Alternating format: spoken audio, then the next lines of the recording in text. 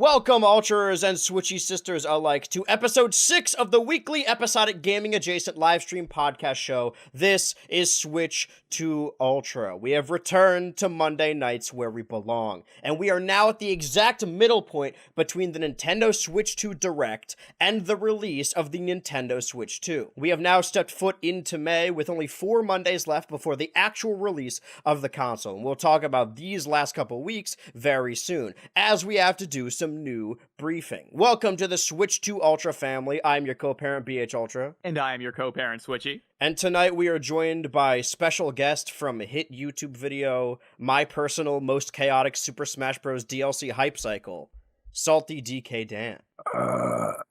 Hi. Were you holding that the whole you were like, this is going to be a good intro, I gotta start with this?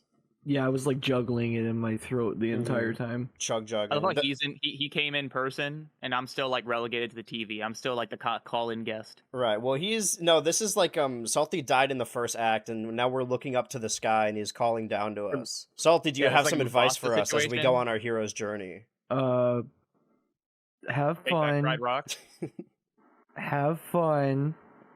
And that's it. Okay. Just have fun. The two things are have fun and also have fun. And don't forget to have fun. And don't forget to have fun. Mm-hmm.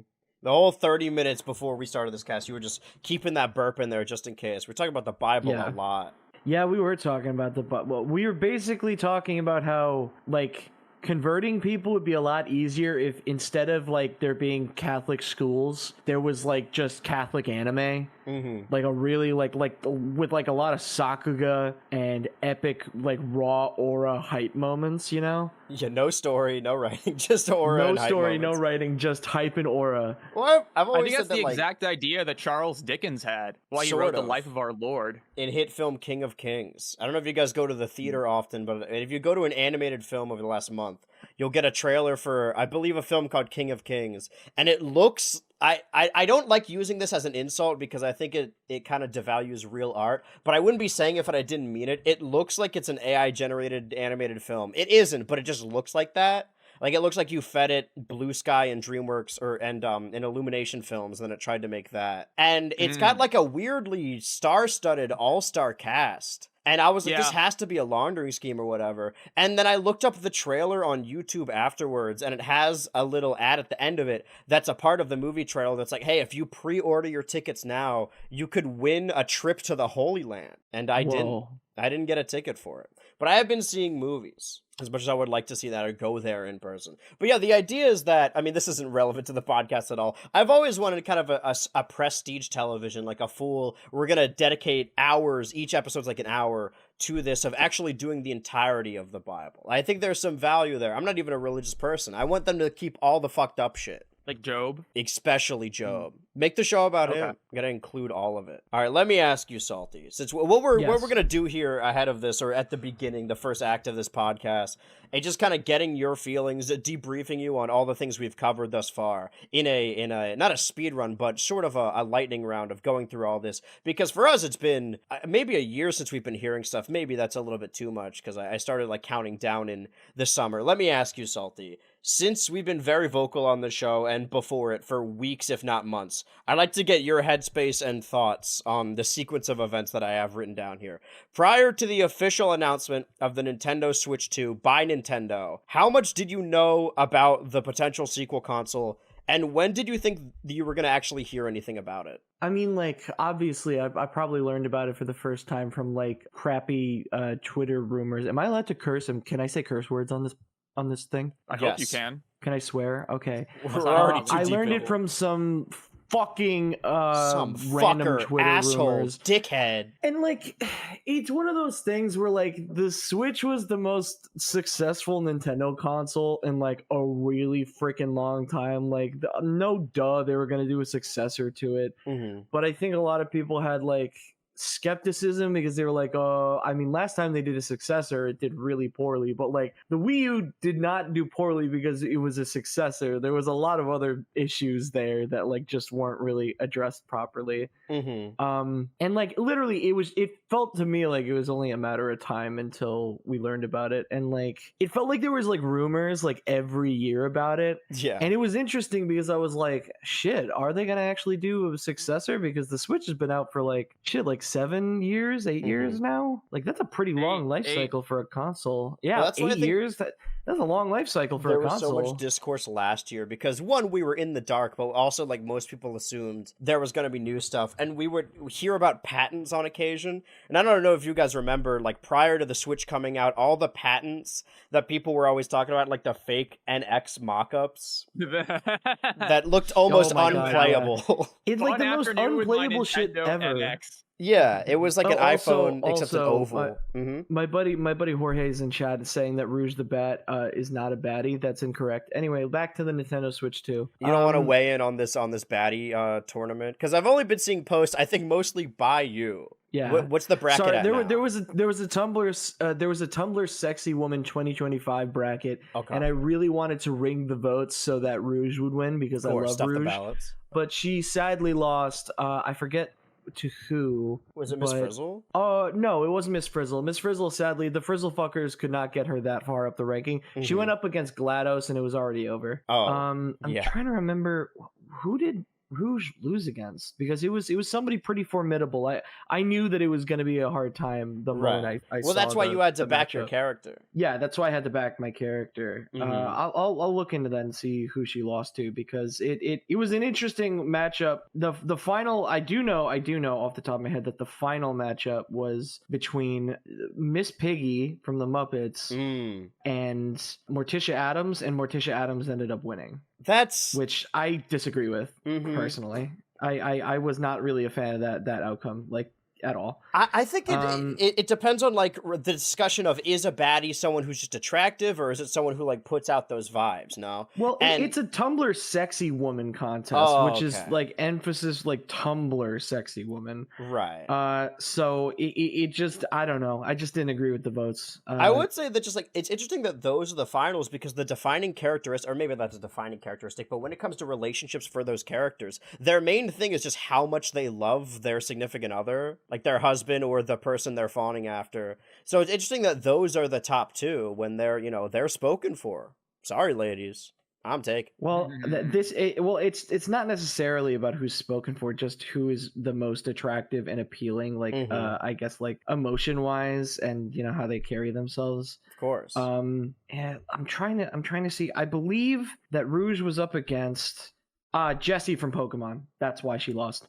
That is interesting. Ooh, Jessie. That is why she lost. I think Jessie's one of those characters that, like, although I do like Jessie as a character, when people... I think there's two categories, maybe, that might be a generalization, of characters that people find attractive. And I think Jessie goes in the one that people are like, oh, I love when women cosplay as this character, as opposed to like watching the show and being like, man, I love this character. And me and Switchy got to know each other because we mostly talk about Total Drama a lot. And I think Total Drama Gwen is one of those too, where most people, the extent of their knowledge or information is just when people cosplay as that character. Maybe Ramona Flowers goes in there too. I don't know, actually.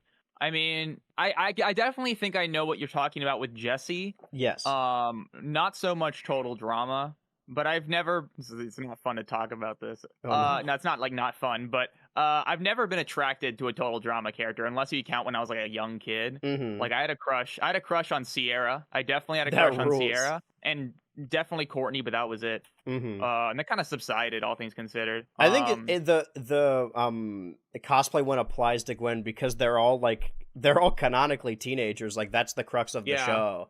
So whenever people are like, oh, Gwen's so hot, they're talking about an adult woman cosplay. Or I should hope they're talking about an adult woman cosplay. I hope so, too. And doesn't the same thing... I could be wrong. Isn't Jessie... It's Brock that's 15, right? And everyone is like... Jessie is an adult. Jessie is an adult. Oh, they are? Okay. Yeah, they are. Because, like Tracy is like 15. Ash is 10. Yeah. It's Jessie and James are both adults. Oh, okay. I think they're in their 20s actually. Azula's 14. It's just like Yeah, Yeah, no. it's one of those characters that people contextualize where they're like, I had a crush on them as a kid, so as an adult, I like when other adults dress up as them. It's kind of a way to I don't Yeah. want to say circumvent it because that makes it sound way more sneaky. Like they're like we're getting around it. They've But- bypassed the creepiness of it. right. Don't worry, I found an out. It's okay. Guys, it's totally legit. I just like when my partner dresses up as a child character, okay? Yeah, Don't quit that. It's immersive. Yeah. Anyway, so what I was saying was Nintendo Switch 2. Yeah, that's basically what I heard about it. Rouge the Bat, and then I heard about it, whatever. I don't even... You've had a very busy schedule, and the Switch Very barely busy schedule. penetrated your very busy mind. Speaking of penetrating, Mhm. guess what I wanted to... Never mind. Anyway, Yeah, I mean that's moving on. that's the whole joke. You can't have the punchline and then be like, you know what, No, never mind. I You took can't it. I took it. backpedal. It's mine. I took it. It's mine. Get over it. Yeah, I do. Listen. I have a million bajillion subscribers. Your jokes become my jokes through Oh, osmosis. man. Yeah, So, I get forgot to over it. mention the Switchy, but the only way we were able to get Salty on this video is we actually signed up for his multi-channel network. Yeah. Oh, okay. We're now Salty creators, and the logo appears at the beginning of the video and in the bottom left corner. And okay. Yeah, we our videos won't get claimed. He's going to deal with copyright, but he also gets 80% of our revenue for videos Okay. now. Lifetime contract, I assume. Yeah, for the foreseeable Okay, future, cool. yes. 90% if you piss me off. Actually, Salty's going to be the permanent third host, and then as each subsequent episode comes out, me and Switchy will slowly fade into the background or disappear. The It TV just won't each be our episode- show the anymore. TV is a little bit more to the left each episode. Yeah, out of And frame so, like, a little I'm bit. only like halfway there. Yeah. What you were saying, Salty, in relation to Rouge the Bat, if I'm familiar, about like the concept of really backing your character and campaigning for it. I mean, obviously we want to talk about Mario Kart and the Switch too, but I think the main reason, at least for me, that I wanted to start a weekly podcast like this is when a new Smash Bros comes out and like Smash speculation starts up again. Because obviously I have a lot to say about that, and I think having a weekly show to cover it will be fun. I don't think they'll ever do another Smash ballot. I'd really like if they did, but it's probably way too soon for that. Like if the game is going to come out the next year or the year after, or maybe the year after that, you never know with these things. I think doing a ballot now would be too soon. Like they would have had to do it like a year or two ago. Well, Yeah. here's the thing, right? Smash Bros, like, we're kind of at the apex of Smash Bros as like a concept. Like, you see the effect of this with Mario Kart, right? Mario Kart 8 Deluxe is like the Mario Kart game. It has the most characters, it has the most tracks, plus the DLC.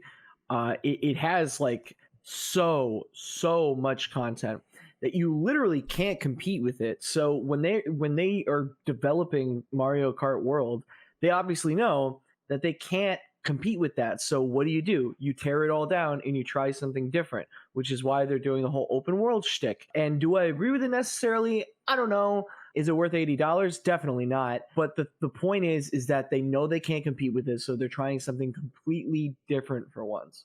And I think that's going to be what happens with Smash Bros. Either there's two options here for in my view, right? And I'm totally not stealing this concept from a friend of mine who also told me, and I agreed with it. So Shout I'm going out. to like take it into my body and make it my own opinion. That's where we get all our news from. This work from that one friend. Yeah. But there's two options I could feasibly see this going for Smash Bros. With the Switch 2. Because there's no way that Smash Bros. Will not make any sort of appearance on the Switch 2. If you think otherwise, you're insane. So either one, eventually they're going to announce that it's going to get an upgrade like the other Switch games, like Breath of the Wild, Tears of the Kingdom, Kirby, and the Forgotten Land, where like maybe the upgrade will up-res it a little bit, maybe make it perform a little bit better. I mean, it already performs beautifully as is, but like, maybe add like one or two small features and then maybe like 5 or 6 new characters, right?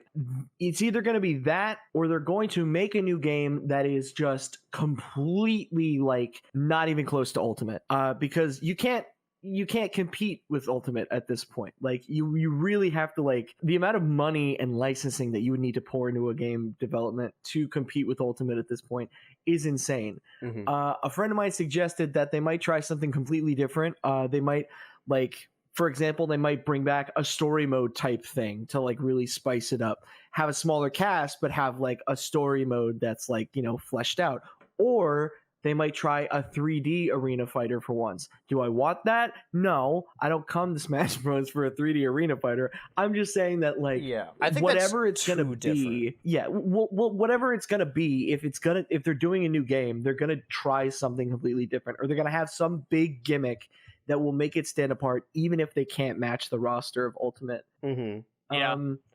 That was always in my perfect little worlds. I hope that they just do an update, like a Switch 2 update, like we talked about before with the other games, because that will just. I already like Ultimate as is. Adding a couple more characters, maybe 1 or 2 extra modes. That's all I would want, really.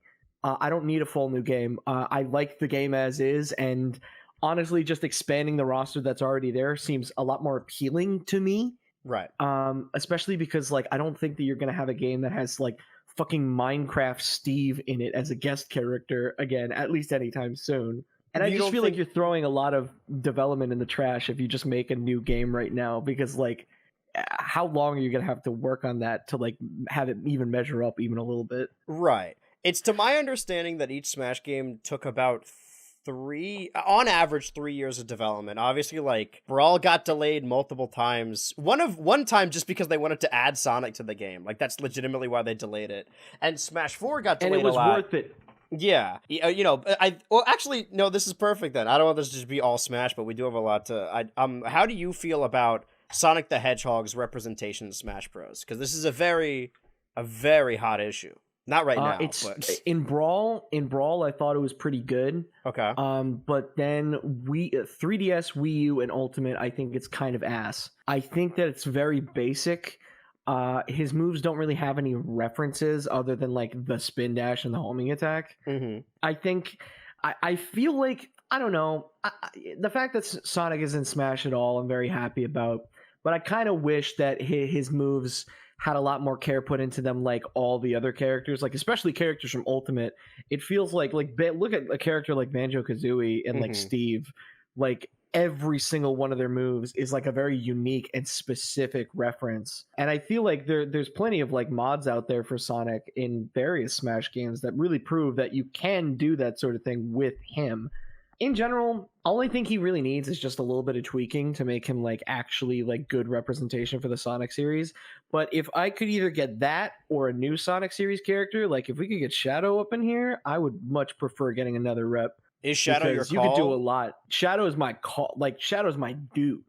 Shadow's like one of my favorite characters ever. I would love do to remember see back him in the Smash. day that you made a video about Shadow. It was 2018, so it was in the Smash video. Yeah. Like, I commented on this, I think. Yeah, I literally, that was the only Smash speculation video I ever made, and it was immediately outdated. Like immediately after being He was in the uploaded. Grinch League, I was though. like, because the thing is that like Shadow was one of those characters where like there was so many tiny coincidences that led to it being like, oh shit, he might be in the game. And then he got confirmed as an assist trophy like shortly after. So I was like, okay, well, I could go die, I guess. Yeah, I mean, we'll talk about the prospect of a new Smash game, but the reason I brought up the ballot is because I want to, in the future, whenever that is like a thing, like ask every guest like who their sponsored character would be, like who's the one person you want in. Would Shadow be that character, or are there other non-Sonic characters? Shadow the Hedgehog would be my pick, because I feel like I think Sonic is kind of just like indicative of the Sonic series as a whole. Like he's the rep for like the entire series.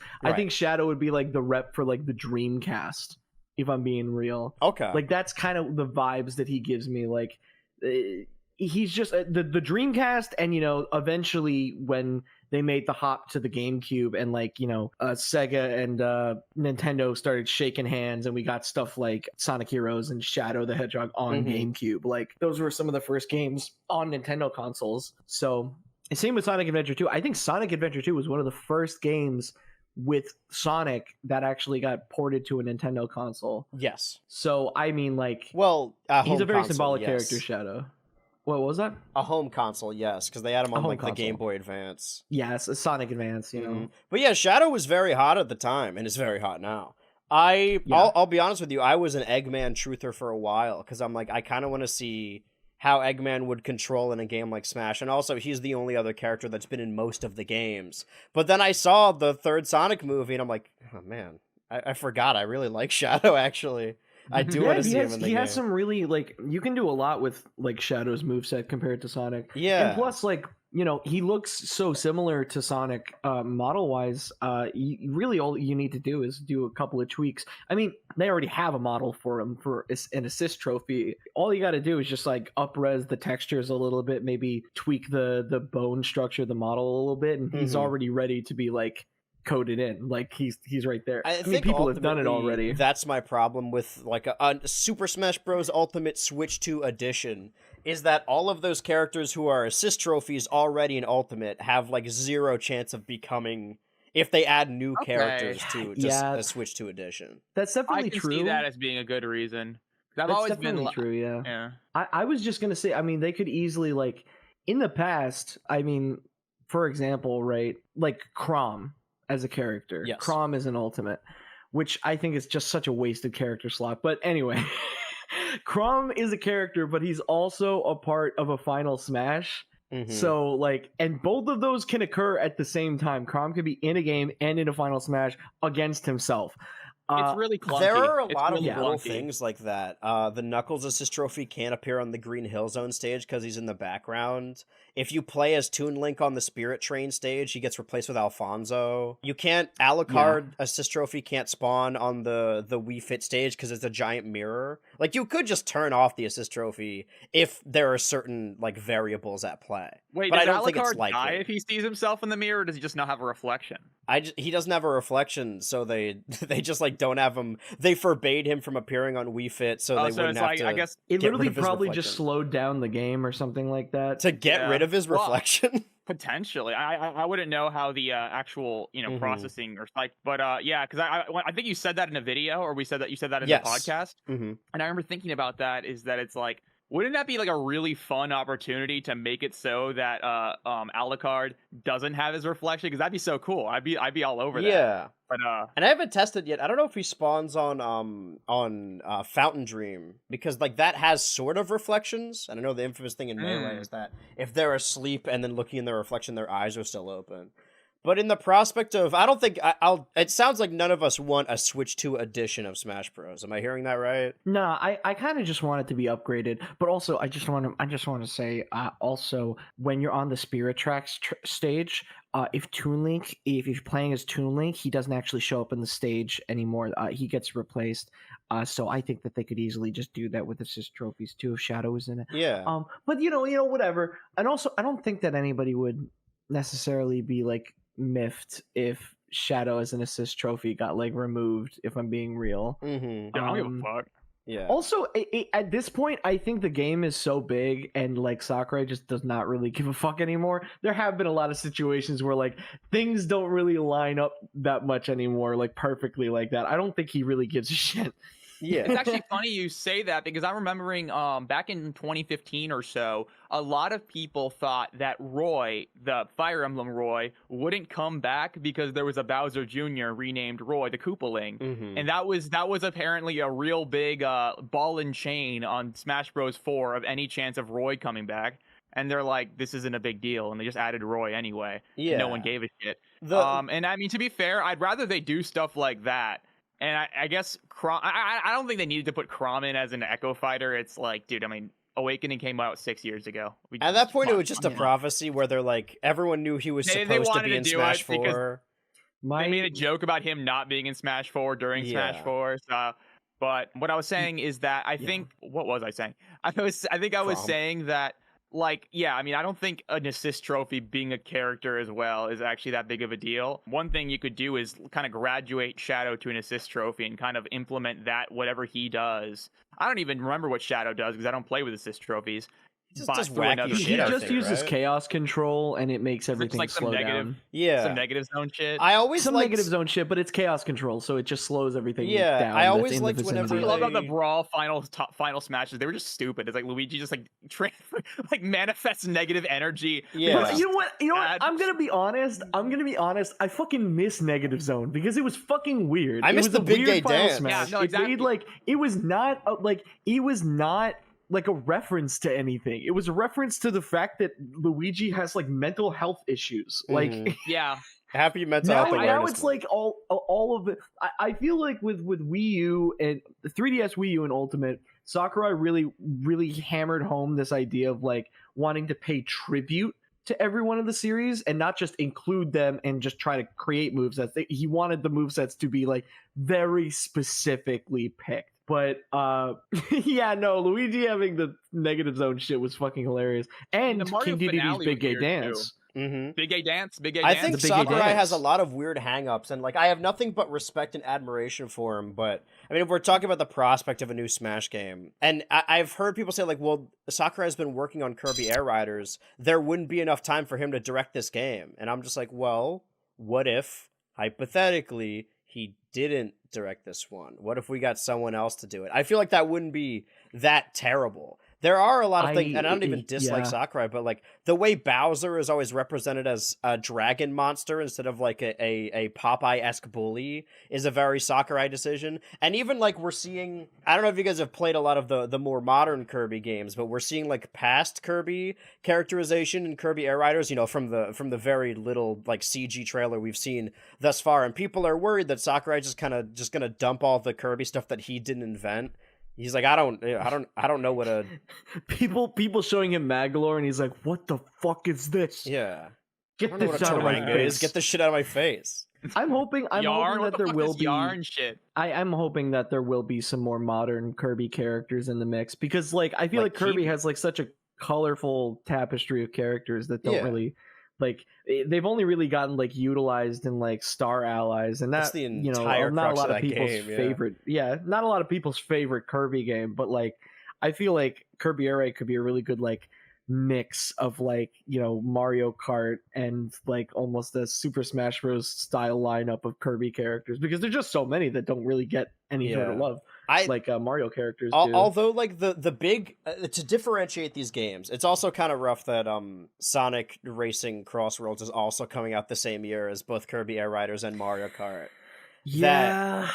Mario Kart's main thing is having an open world and 24 people in the race, where I feel like Kirby Air Riders could make it almost like a battle royale game. Like you could do City Trial but have like 90 Kirbys or something. That would be my theory for that game. That could be cool as hell. I definitely think that like City Trial, like they're definitely bringing City Trial back. It was like the highlight of the original Kirby Air Ride for like so many people. And what plus was like City Trial again? I played Kirby Air Ride when I was it's sort of like Smash Run. Like you got to collect all the items and then you use them to upgrade your ship. I mean, it was the precursor to Smash Run on the 3DS. Yeah, I think you literally talked about it in the directs. Yeah, it's literally almost like a kind of mini battle royale type thing, where basically you're collecting all of these items and different like rides. Like basically the whole crux of it is that you play on it for you play in the city area mode for a certain period of time, whether it be like 3 minutes to like 8 minutes. And throughout that time, there's various events that happen in the city where like there's either a bunch of enemies get spawned, or like a big boss character gets spawned, or like, you know, various other things like items get switched around or something like that. Just crazy random events. And throughout it, you have to get on your star, find a different vehicle, or keep the star that you're currently on. And whatever vehicle you use, you have to collect items to level up your base stats for whatever the final round ends up being once City Trial is over. I think that there's like 3 different final rounds it could be, or 4 different ones. It could either be a boss, I think, or it could be a race. It could be probably more than 4 things, like a race, boss, like a gliding competition, whoever can glide the farthest. Like, so if you have a bunch of the glide stat that you've collected over the time of City Trial, you can glide super far and you can win. And, you know, there's also just general speed challenges, and also hordes of enemies, like whoever can destroy the most enemies in like a single like 2-minute like game or whatever. Genuinely, I played it again recently with a couple of friends. It still holds up. It's genuinely still fun. I love that shit so much. Yeah, it's really ahead of its time. I think there's a lot to do with that concept. But we also which is why a lot of stuff from Kirby Air Ride like ended up making it into like later Sakurai games. The unlock system from Kirby Air Ride, like the whole grid based system, like that made it into like Brawl. And also I think Kid Icarus as well had something similar. They did actually. Yeah, that was on our bingo card. I think it's like even before last year, it may have been 2023. I remember being a long time ago. Bandai Namco created a new it was a part of their company, but it's sort of not a subsidiary, but just like a studio in their company called Studio 2/Studio S. And obviously now we know, like the tagline of that studio was primarily to focus on Nintendo games, on Nintendo platforms. And now we know what the S and the 2 stand for. And there were like job listings for a 3D action game and a 2D action game. And I would hazard a guess that Bandai Namco is helping Sakurai out with Kirby Air Riders, so that probably is that 3D action game, if you would call it that. Because I don't even know if you'd classify it as a racing game per se. But what, Air Riders? Yes. Or Air Ride? It's like, so it posits itself as a racing game, but it's more of like a vehicle action game. Because like there is a racing part of it. Like you can do the racing mode. But I think the highlight of it is like all like, and that's why I think Air Riders specifically is also going to probably stick on, is that there'll probably be like 1 or 2 new modes. I think the only mode that I didn't really care that much about was Top Ride, because it was just a very basic kind of thing. But like, I do think that City Trial proved that like, oh, you can do like cool vehicle gameplay that isn't like fucking boring every single time. Not every vehicle game has to be a racing game. Like you can do cool shit with the idea. Just in the context of Smash Bros. Or talking about like Banjo-Kazooie nuts and bolts, right?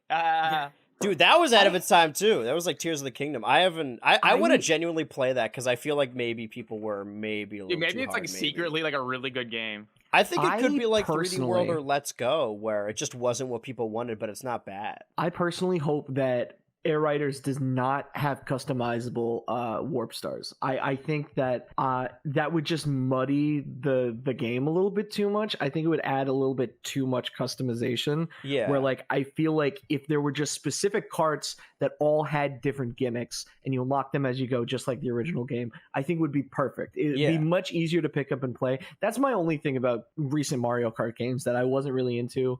Is like at first I really liked the customizable cart system. I thought it was cool, but then I realized I had to put a lot more thought into like what I was driving and what character I was using, and I just like it didn't hit as much anymore for me, which is why I usually just use the default carts. Yeah, like, I was parading in the streets when they got rid of cart customization. Like it's fun in Mario Kart 7 because like that one has a ton of gimmicks, and beyond the gimmicks doesn't have a whole lot to offer. And then it was there in 8. It's like okay, and then like they released 8 again, and then we were supporting 8.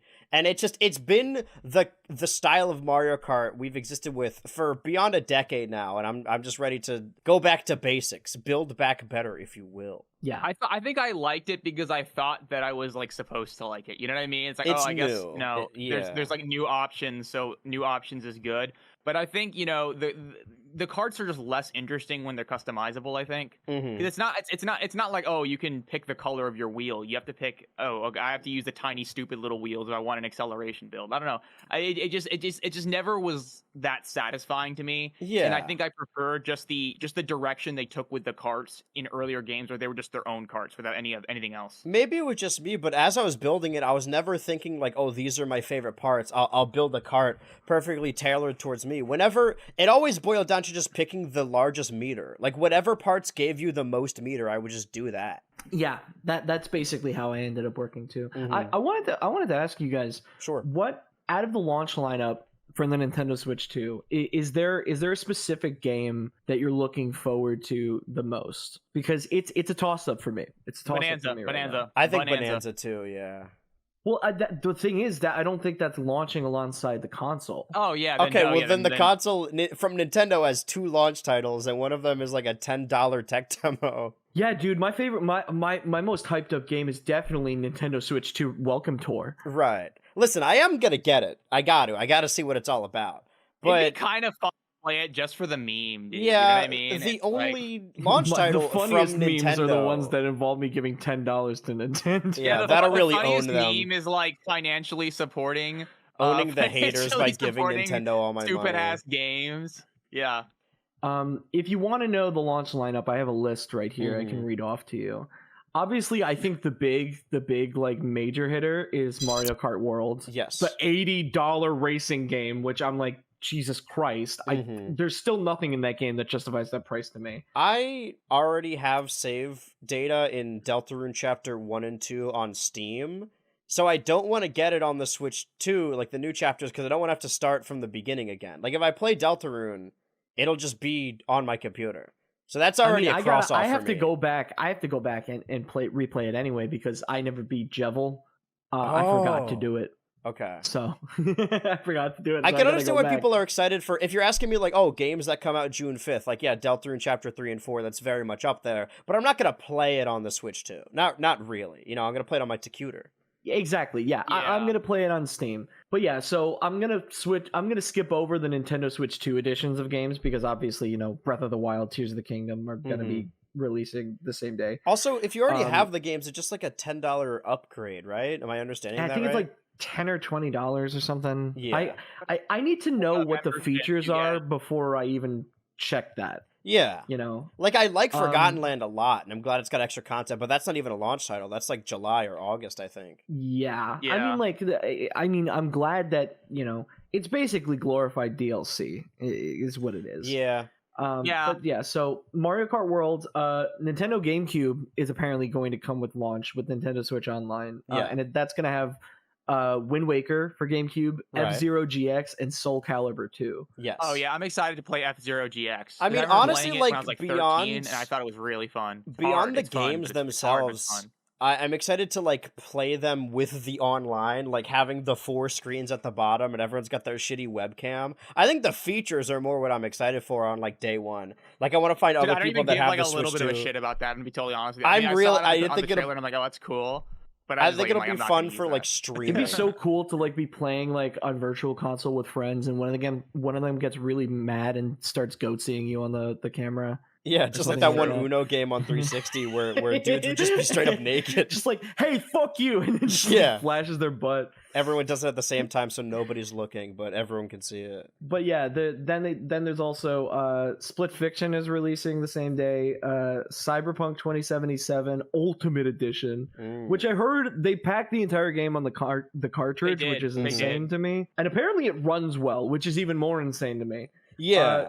Street Fighter 6, Kunitsu Gami Path of the Goddess, Sure. Sid Meier's Civilization 6. Oh wait, no, that's a Nintendo Switch 2 edition of Sid they're Meier's making- Civilization. Yeah. 6 or 7? No, that's 7. I misread that. I'm an idiot. Oh, okay. I was like, Hogwarts Legacy, Great. Bravely Default, Flying Fairy, HD Remaster.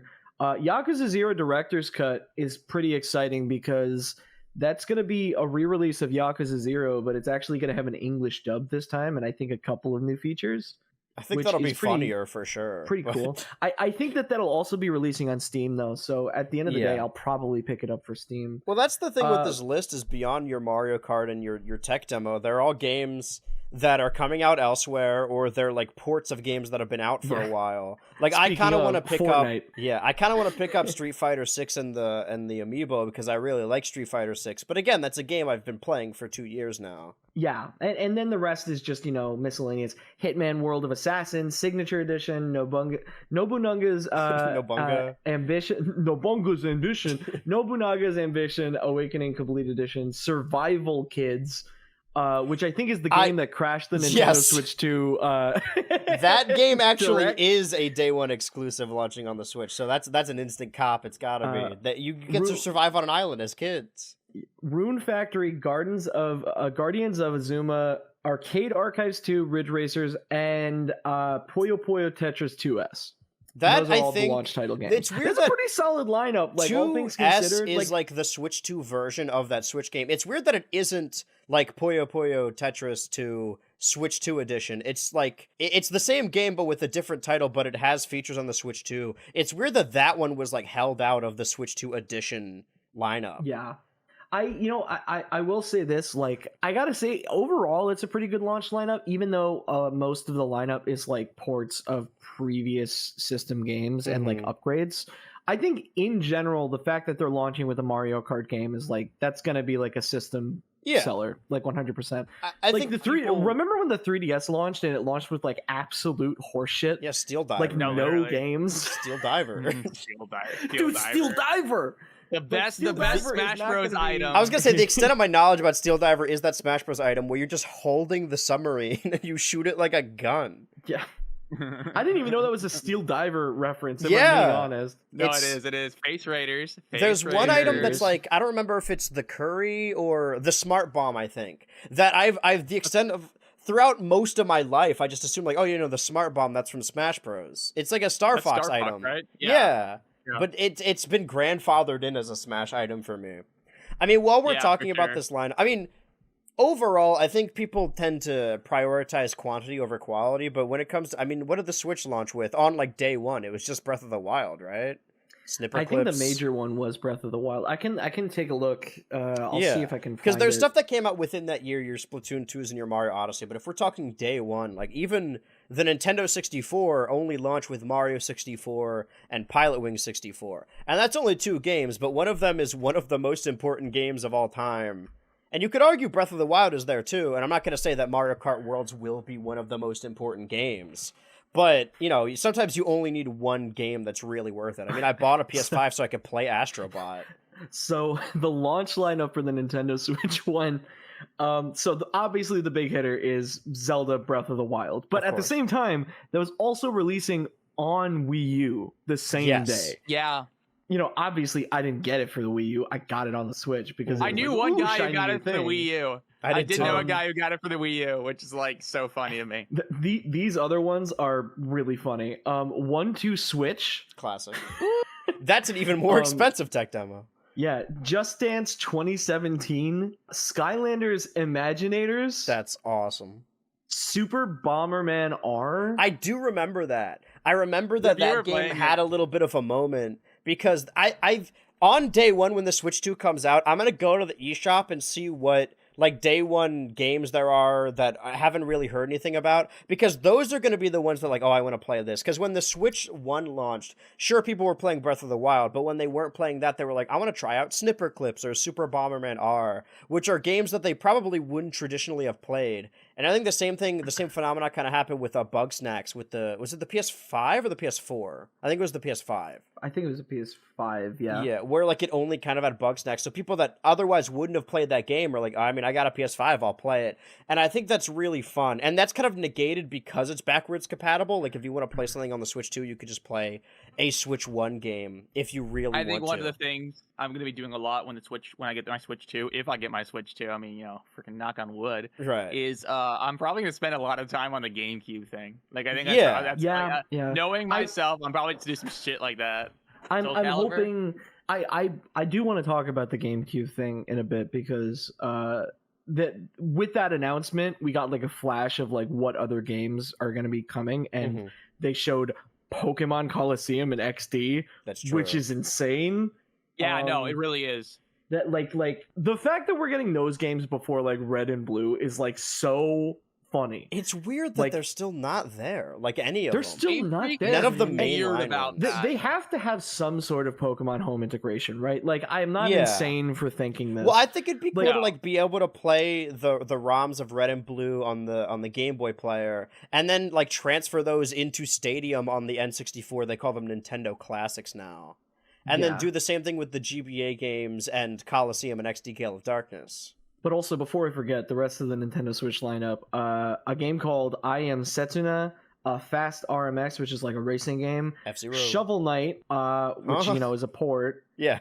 and the big system seller. You ready? Snipper Clips. Again? Oh, you're talking about the Switch one. I was like, oh, they're doing The Switch it again. one. The Switch one. Oh, No, right. They're not doing it again. Right, The Switch, that's- this is the Switch one I'm talking That's about. what I wanted to say is that they did the same thing. 1-2 Switch and Super Bomberman R sold well because they were some of the few games on the Switch. And then at the same time, like years later, they released a sequel to Everybody 1-2 Switch and a sequel to Super Bomberman R. And they both sold really abysmally because they didn't account for the fact that the reason people were playing it was because there was nothing else to play. So when they Yeah. made Konami's like, we're gonna make another one of these Bomberman games, they're doing really well apparently. They didn't really account for the fact that it was one of 5 games people were playing when the Switch launched. Yeah, it's a good point. And it's I'm just being reminded of like especially as a kid, all the kind of weird games I ended up playing on the Wii and the 3DS because I wanted to play those consoles, but I didn't really have anything else to play. So I would like download channels on the Wii, like the Everybody Votes channel and stuff like that. And then the 3DS too, especially when it first came out. It's like you kind of play Mario 3D Land and you like browse Street Pass for no reason, even though you haven't like matched with anyone. Just like all those weird little bits and bobs that like The these Face consoles Raiders. have. I had Or the one, sound- I don't or, even like, the remember what it's PSI called, but sound you would like creator or draw whatever. monsters. And the 3DS was the first time I ever did Virtual Console. Like, I know that's such a big thing, the WiiWare, when the Wii launches, being able to play all these retro games, but I remember never saving did up it. money for WiiWare. As Yeah. like a kid, I had to like save up for like Paper Mario. Also, on the in Wii. that era, like, putting, at least for my household, like, attaching your credit card to anything is like, I'm not doing that. We would only buy, like, physical games. Like, they would not let me download anything. I had to drag my parents kicking and screaming to let me do that. I had to get physical eShop cards because they were scared to put their debit information into the 3DS. That rules. But yeah, no, it's cool. And I gotta say this, right? For a while, I really dogged on Nintendo Switch Online, with like a lot of people did and still do, because I was like, this is not worth the money. The online's not even like on good servers at all. However, gotta say, with the Nintendo Switch 2, I'm starting to think that at the very least, the Virtual Console lineup, like, they actually have a good lineup now that's kind of worth the subscription price. It's what, 60 a year? Yeah. That's like one game. Or it was one game. Now games are $80. it was 60 a year. I think to get the Nintendo 64 and the other stuff, I think it has to be 70. No, the Nintendo These are, like, the 64 expansion. is 60 a year. The NES one is like 40. Oh, The- okay. The basic one is just $20 a year. Oh, At least okay, it was yeah. for a while. Maybe they brought it up. Maybe. Hold on. NSO expansion pack. Let me see. I want to make sure that we get this right. So, Y'all think we're getting a new Animal Crossing or a Switch 2 edition? I think it's going to be a new Animal Crossing. New Animal Crossing, I think. Especially they with just how seem like- popular the last one They was. just that especially, but it's been so long and they just haven't done anything with Animal Crossing. I think they want to do something new. Yeah, so the NSO with like the basic NSO is $35 a year, and the new NSO is $80 a year. Oh, okay. So Which is like now for now you can buy a Mario Kart World. For one Mario Kart World every year, you can have GameCube. Well, I was gonna say, whenever swear to people God, if asked they about the introduce a new tier expansion for pass, this, I would always say, like, I'm it's the out. price of a game. It's $60. But now that price has gone up, but also the price of games have gone up, so it's still the price of a game. It's just the number that changed. Yeah, It's funny. I think I got grandfathered in for $20 Switch Online because that's what I was paying for all this time. Well, now you're on my family plan. Now it's literally just paid for. Yeah. So chill. I mean, the family plan is also like the expansion pass. So I'm like, I have all these other slots. I might as well just let other people use them. So the family pass is $80. The individual pass is $50. So that's a little bit more manageable overall. But I still, it was one of those things for a really long time. Like NSO just was not worth it at all. Yeah. But now it's only just now starting to become worth it for me. Right.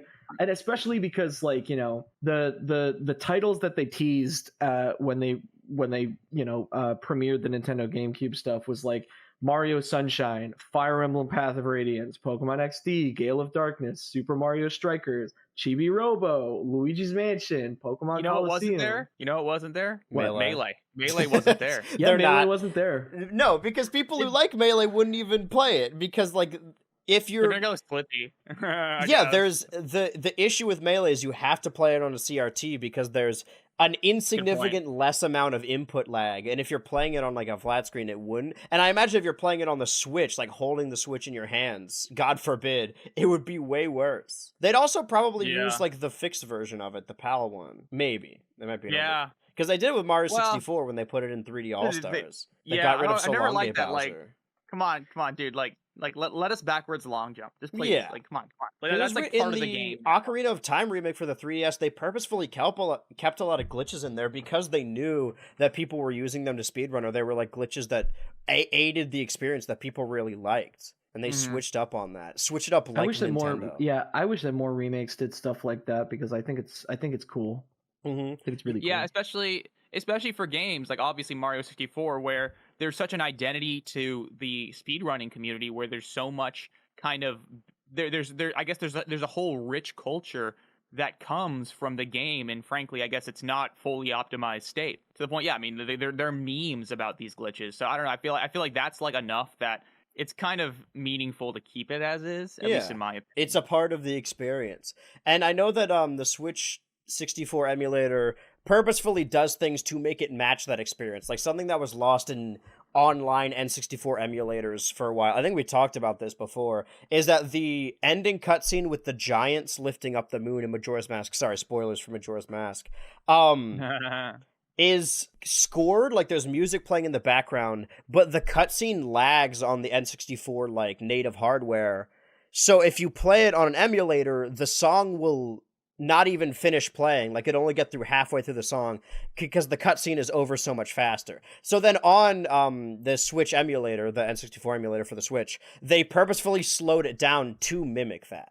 That's the only real example of that I know. But Salty, you were talking about how early on there was like maybe like 10 NES games that would slowly roll stuff out. Yeah, it was absurd. I know that people dislike. I still disagree with the way that they roll them out, because like it'll be like if, for example, right, this is probably going to happen with GameCube too, where it starts and then they're like, okay, here are 3 really good games, and then next in like 3 months we're going to give you a new game, and it's going to be called Fumpilda, and you've never heard of it before. Yeah, and it's a licensed game on a Swedish property that you've never watched before, and you can play Fumpilda on GameCube Online. And they dedicate like a 3 minutes direct bumper to it. That's too. right. Oh her name is Fumpilda, and she's coming back. literally. And then you're like, fuck, I don't want to skit. play this on the Switch, and you go check out eBay, and it turns out Fumpilda for the GameCube is actually $500. Like, and no, like legit, it is that Mega 64 skit where they're doing the fake Nintendo Direct, and it's like, that's right, with Nintendo Switch Online NES Edition, you can now play Scrunt. Yeah, dude, they still to this day, I know I'm the only person that cares about this, they still don't have Zoda's Revenge. They still don't have Star Tropics 2. And that's like the major, like, made by Nintendo game that's still missing. All the other NES games are there. I don't know why. Don't they also have Mother 1 now? They do. Yeah. They released the I forget. I'm blanking on his name right now, and I'm embarrassed because I feel like I would take pride in knowing Fox, his name. Dude. No, not Toby Fox. That's funny though. Something I forget. But no, the guy, the unreleased Mother 1 port is on at the NES, and that was a big win. Oh, Earthbound Beginnings. That was a big win for me. Earthbound Beginnings, yeah. I played Earthbound Beginnings like 2 or 3 years ago, and I had such a blast with it. It's so good. It's so hilarious. I played like Mother 1 and Mother 2 and loved both of them, and I still have yet to finish Mother 3. Well, you gotta wait for them to officially release it, so you can play it through the proper channels. I know people who said that. They're like, I'm just waiting for an official release. I don't want to emulate. It's like, okay. Yeah, that's illegal, dude.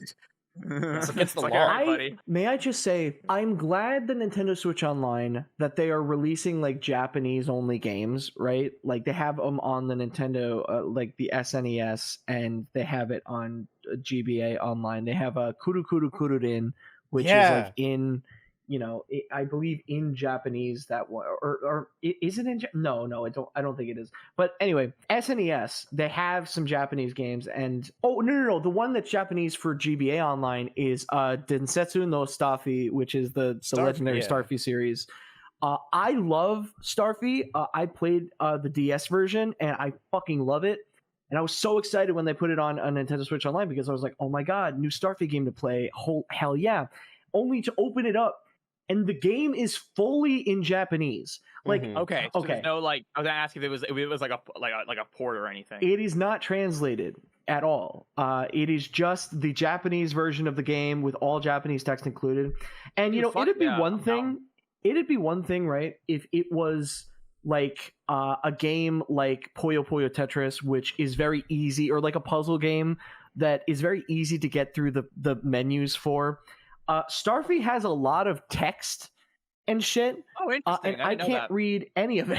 Yeah, dude. It upsets me because I'm like, on one hand, I'm glad that they released that so that Westerners can play it. On the other hand, translate the fucking game first. Yeah. Like, Yeah. what are run we it through doing? a model or something. I think that's Yeah, one of the like- main reasons they haven't released Mother 3 is because they don't want to go through the effort of translating it It is potentially. predominantly and also, dialogue. and also they don't want to deal with the well, I mean, because I think translating it, all things considered, for another game in a subscription service that people are going to pay for no matter what, or there's a significant, like, I don't think a lot of people will get the subscription service just for Mother 3, so I don't think there's much of a financial incentive to to translate it, at least for most games. Mhm. And I think that's a big limiting factor, as much as I would love, a formal, like, official release of Mother 3. A couple years back, it must be a while now, if I was living with my family, I picked up Pokemon Green from a convention. Like, it was the genuine card, because I was like, oh, cool, this is the one that wasn't released in the West, or at least not really. Because I already have Blue and Red, like, oh, I want to play Pokemon Green. And I was like, you know what, I understand Pokemon for the most part. I could probably, like, make it through this without speaking or reading any Japanese. But the way the bag works in Gen 1 Pokemon is that there are no different pockets of the bag. It's just all of the items in one bag. And as soon as I got the cut HM, I was like, I don't know which one of these is cut. I don't know how to, like, I didn't know what Pokemon had what moves. I could, like, look at the animations and be like, okay, that's Tackle. But at that point, I just got fully soft locked right in front of Surge. It just sucks because, like, there's been there are fan translations of the original Starfy games and a bunch of Japanese exclusive games online. Like, what is stopping Nintendo from doing that? Like, I understand it would take money, it would take resources, but, like, these games have been out forever, and I assume that they're much easier to develop for than, like, the AAA, like, Mario Kart worlds. Like, I doubt that it's going to take too much off of their back end to translate some of these games and localize them. Who is behind porting the games to the soft? Because they have to have a team dedicated to doing that. Yeah, I mean, they already have a team that's do. working intimately with, like, these ISOs and ROM files of these games. Mm-hmm. So, like, I'm just wondering, a part of me feels like maybe they just don't have the tech to translate these games anymore. Like, maybe they just don't have any official tools for it. Like, that's what it feels like to me, because I don't know. Yeah, I mean, like, the thing is that they would have to, like, I think they would have to resort a lot of the time to, like, looking online for, like, unofficial ways of doing it. And I don't think that Nintendo wants to do that. I think that they want to build, if they're going to localize a game, they're going to want an official way to legitimize their process. They're not going to want to use, like, ROM hacking tools that they can get from the internet. They're going to want to use legitimate tools that they make themselves. And maybe that is the problem, because emulating something is one thing, right? Like, emulating hardware on, like, a new piece of hardware is one thing. But, like, going into a game's code, like an older game's code, requires certain tools to be made, and I just don't think that they want to make those tools to, like, edit those things at this point. And I don't know. Requires and even historically, the process of localizing games, like, is logistically difficult. I mean, it's been a few years since I read about this, but I remember the game Xenogears, which is kind of seen as what caused Square Enix to start giving a shit about how easy their games are to translate, in terms of not just, the text, but also the infrastructure of text changing the game. Is that the guy who had to translate Xenogears basically just had a giant spreadsheet, and he didn't really have many tools to change text boxes or add new text boxes or anything. He just had to fit as much as he could in these small boxes. And it's like, because Japanese and English are very, very different languages, obviously. It's not like I'm telling you guys something you obviously know. What? But one big thing is that hiragana, which I think is the main alphabet they use, there's usually fewer characters than there are in English language, in the English language. So because of that, when you have a text box in hiragana, that can often be like 2 or 3 text boxes in English. So there's just it's a nightmare doing it without proper support. And nowadays, I think there are more tools that are given to developers, especially because, people now see, localizing their games across the world as a valuable pursuit. That is not easy to do, and you often have to make infrastructure for it to be done in a pleasant and not like in a way that doesn't make you want to pull your hair out. So I guess that's all to say, is that breaking into a game and kind of finding a way to translate it in a way that comes off as professional. I think that's a big thing too, is they kind of would want it to feel like a professional release, and they would want to get rid of all the Japanese. Something is just something they're not willing to do. Yeah, I feel like Nintendo is very purist when it comes to a lot of these older games. Like when it comes to like Mother 1, the only reason why it ended up getting released in English is because absolutely it existed. Like it was fully translated. Really, nothing was done. Everything in Mother Beginnings or Earthbound Beginnings, which is what it's called here, everything about that release is like that they did that ages ago. It just never shipped. Wasn't that the same case with Star Fox 2? Is that they finished the game, but then the N64 was coming out, so they're like, let's just not release it. It's funny because we're kind of talking about that whole conversation has kind of come up recently in recent weeks, because there's been talk a lot about game key cards and the expenses of shipping out physical games, and the price of the Nintendo cartridges. And that's why a lot of third-party developers specifically would rather just give you a fucking download code or a little key that tells your system that you can play the game. Because there was a point in time where they would completely create games for localization and then just kind of think about the price of mass producing the game, and they're like, yeah, it's not worth it. Let's just stop here. If anybody in this, if either of you are interested, or anybody in chat is interested in game localization, there's a really, really good video online called Line by Line Translating Majora's Mask. It's a documentary, and it's by this YouTube channel called the Hyrule Journals. And it is just a full documentary about the guy who localized Majora's Mask. I'd love to watch that. His struggles localizing. It's a really well done documentary. It's like 30 minutes. Really cool watch if you like the game, or just interested in localization. But it's just called Line by Line Translating Majora's Mask. So definitely look it up. No, I want to watch that. I haven't seen that yet. Normally I hear about videos like, I already got it, man. My crowning achievement. There's a lot of things I've done on the internet that I'm incredibly proud of, but the one platform I don't even use, my Blue Sky account, the little feather in my cap, is that I'm followed by Knob over there. Knob is the guy that I think translated at the very least the GBA and DS Pokemon games like into English, and he was like a huge user on like the Something Awful forums, and that's why there's so many memes or leet speak within Generation 3 and 4, like very specific references. Like in Diamond and Pearl, when you go by that one kid is like, dude, I'm gonna totally pwn you. Like, not that was like unclear language at the time, but like he was very clearly like the equivalent of like a memer, and they're like, I'm gonna put stuff in this game.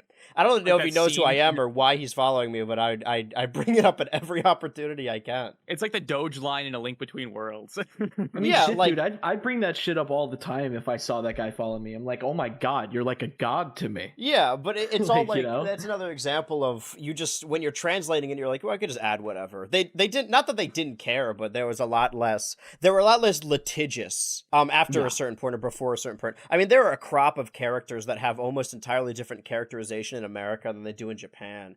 And we see a lot of that discourse with like Cloud Strife, where they make him say like "Let's Mosey" and fun stuff in Final Fantasy VII. And then in the remake or Kingdom Hearts, because they're developed by Japanese developers that use his more moody characterization in the Japanese version, there's like a whole subsect of people who are like, this isn't Cloud. Cloud doesn't act like this. When like in actuality, the way he is in like Advent Children, like that was always the intention.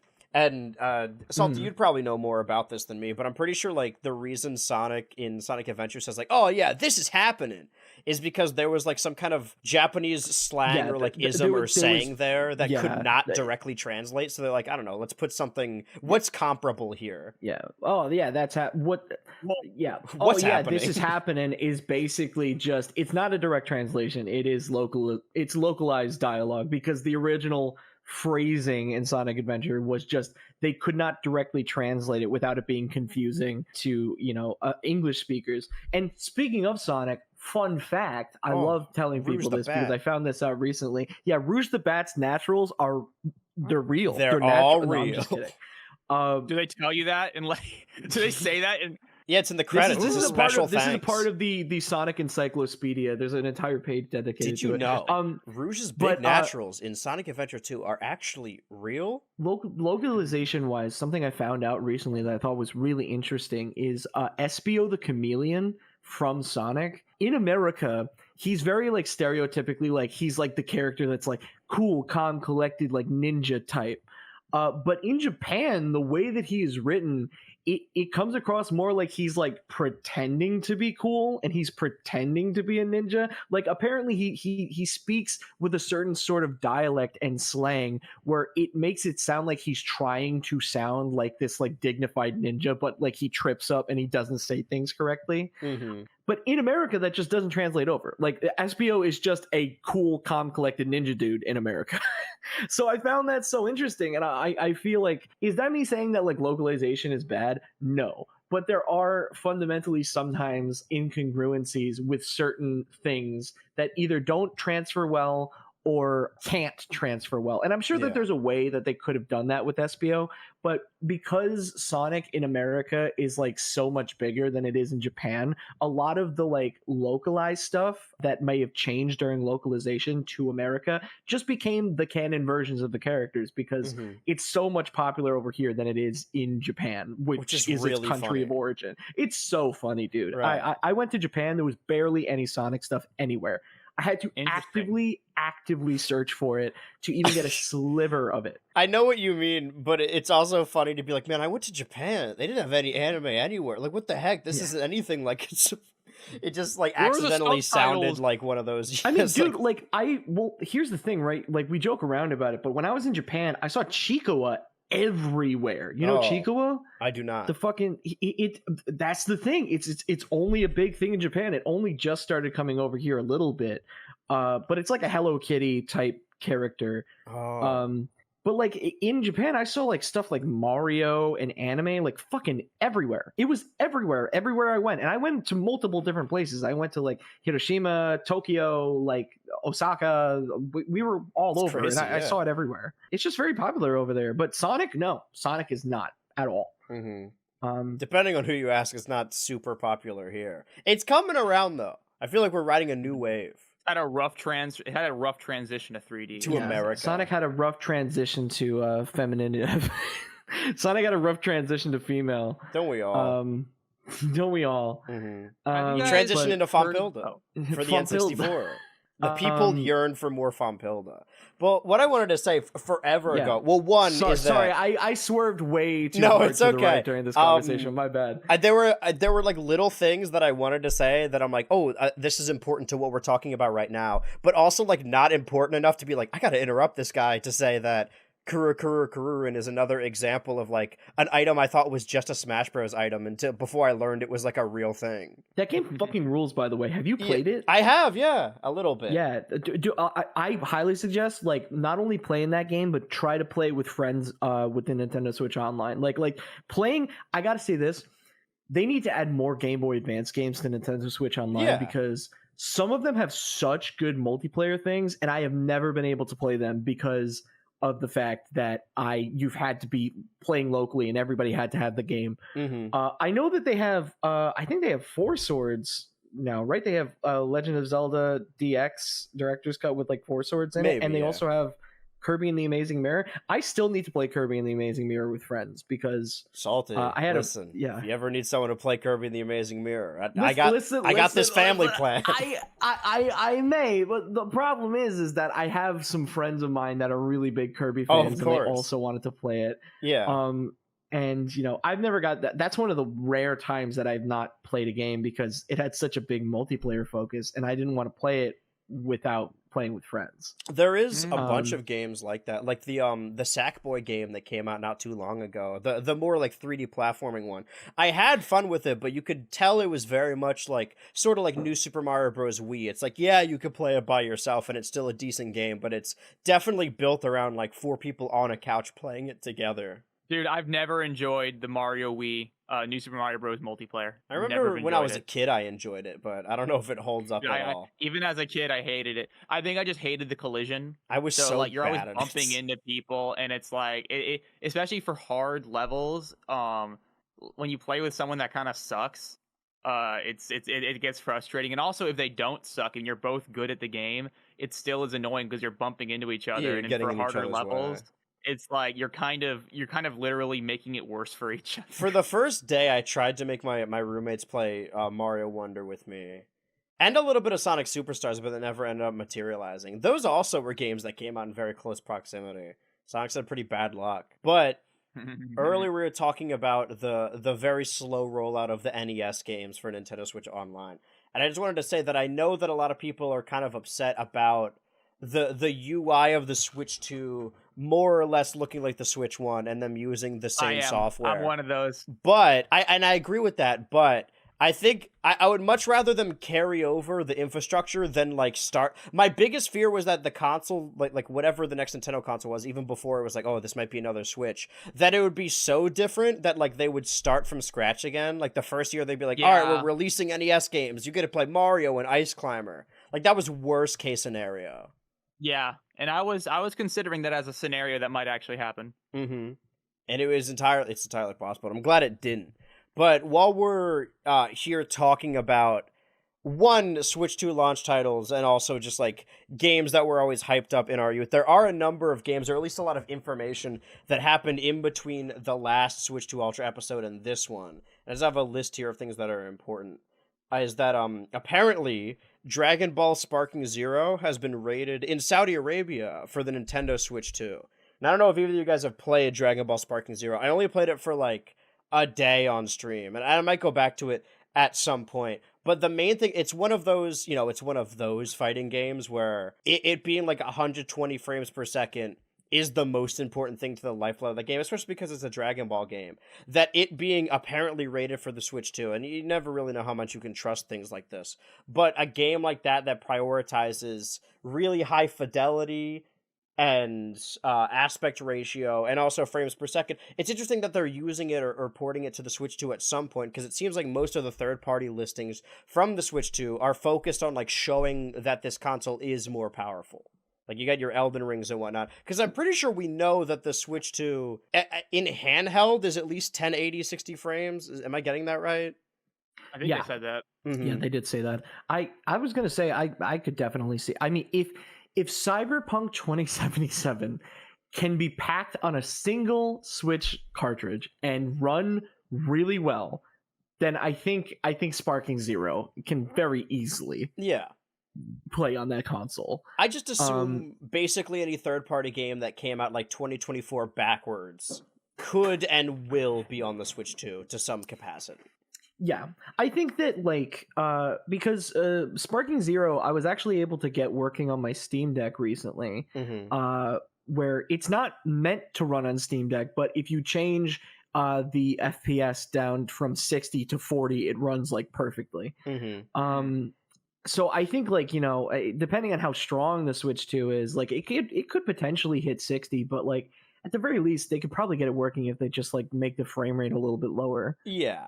That's just an example of one of those games where people are like, man, if I drop even a frame, like, this is unplayable. But when I still have my Steam Deck, I played a lot of GTA Online on it. Like, so much, like, that's basically the main reason I got the Steam Deck, is so I could lay in bed and play GTA Online. But the cheating in the PC version specifically got so bad that they implemented a mandatory download called, like, Game Eye, the anti-cheat software, that isn't compatible with Linux. So with that update, they just made it so you can't play GTA Online on the Steam Deck anymore. So I'm just like, well, I guess I'm just not going to use this, really. And there's weird hangups. Like, for a while, you couldn't play Fall Guys on the Steam Deck, which is because you could play it on the native Switch. That's what I play on. Mm-hmm. I think. Maybe. One of those. I think I preferred the game when it was like $20 and you could just unlock everything. I respect the aspect of it being free to play, that anyone can get it, and now there's like a battle pass, but I don't really love the battle pass format. I'm fine with you having microtransactions as long as you're still able to unlock things in base game. But I hate when games like Multiverses, which is shutting down very soon, that have unlockables that you can only use real money for. And there's like 4 different currencies in Multiverses, if I remember. Yeah. I'm kind of partial. Oh, never mind. You can go. No. You go ahead. Well, I don't even know. Why you guys talk at the same time? Okay, I think I'm honestly of the opinion, and I'm kind of okay with skin grifting in the sense that I think a lot of games are able to continue being supported and have long lives because of skin grifting. Yeah. In the sense of like, okay, if like we're gonna sell this dumb skin for $20, and if you care about what your character looks like, you're gonna spend that $20. But And even if you can't get it otherwise, like, I don't know. I mean, I think there are a lot of games that are a lot easier to get into and a lot easier to develop, but kind of get friends to play and that are supported by those kinds of users that buy stuff like that. And there's something to be said about the ethics of it. I can totally get that. I guess I just think to myself that I guess the first example I come up with is Overwatch, and I kind of think it was probably better for them to go free to play, and just kind of use use skins as a way to monetize the game and battle passes and that kind of dumb stuff, just so it could kind of keep the game consistently making money, as opposed to a one-time $40 transaction that eventually no one's buying the game anymore. I don't mind the ability to buy skins. It's more so that, like, I wish you could... The options are either you can grind nonstop to unlock it, or you can buy it. And I think that's what Fortnite goes off of, too, is, like, if you don't want to play the game nonstop, you could just use money. And that's why, like, people really shit on the updates in GTA Online. And as a fan of, like, the campaign, I can understand that, because they Take-Two put all their eggs in the DLC basket for online. But the way it works in that is kind of like Warcraft, where you don't have to pay for anything new, but you can pay if you don't want to grind. And I like given that option at the very least, to be able to pay if you want to. But also, like, when it comes to online games like that, like, outside of streaming, that's pretty much all I play anyway. So I don't mind, like, a little bit every day just grinding out meticulous stuff when I'm waiting for something to load. But there's even more games, supposedly. That's interesting, is that apparently Professor Layton and the New World of Steam, which is, I believe, a Switch 1 game, is going to have a Nintendo Switch 2 edition. I don't know, they didn't say outright anywhere that, like, third-party games could have Switch 2 editions. I just assumed that, like, maybe they'd be, like, up-res versions or something. Though they wouldn't have DLC. I really hold no reverence for Professor Layton, not because I dislike it, I just haven't played any of them. Do you guys have any more? Have you played this game and the New World of Steam? No, I haven't. The only Layton I've played is Ace Attorney versus Layton, but it was 9 years ago, and I only played maybe the first 4 or 5 hours, and I just kind of stopped. Right. And I wouldn't want to just start my file again, kind of like, okay, let's figure out where I was left off or anything. Right, let's reverse engineer where I was. GTA 6 for Switch 2. This is what Twitch chat is saying. GTA 6 for Switch 2, that's why they delayed Trust. I forgot that happened. That's another piece of information that happened between podcast episodes, is that GTA 6 got delayed to next year, which I was already... The reason I forgot is because I was already working off that assumption anyway. There's no way they were going to release it by fall 25. But now there's less things I have to play this year. A little of it. Yeah. The third game on this... Oh, what were you going to say? No, I was just going to say Tomodachi Life 2 is also next year. That's true. Or Tomodachi Living the Dream. It's not Tomodachi Life 2. Technically, there's a game before Tomodachi Life for 3DS. I forgot about that. It's like on the DS, yeah. Oh, yeah. It never... Did it come out here? Or is that just like a Japan release? Never did. It did? It was a Japan release. Okay, yeah. It did? Well, no, the DS version was a Japan release only. Yeah, and then, right. Tomodachi Life for 3DS came out here, and then Living the Dream will be next year. Living the Dream. That's another... I thought Living the Dream was going to come out before Switch 2 for a little bit, but I forgot it's next year. Yeah, that and Rhythm Heaven are next year. God... I'm so happy. Right. Well, I mean, the beginning of the pod, it's going through the sequence of events of that first reveal, and then the Switch 1 Direct, and then the Switch 2 Direct, and we've talked about it since.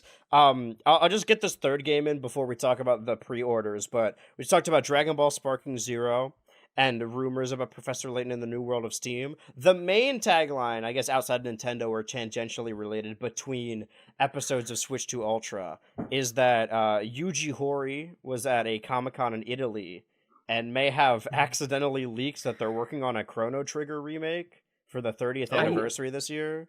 I think that they deconfirmed it. However, when it comes to stuff like this, I don't know if I necessarily trust it being deconfirmed.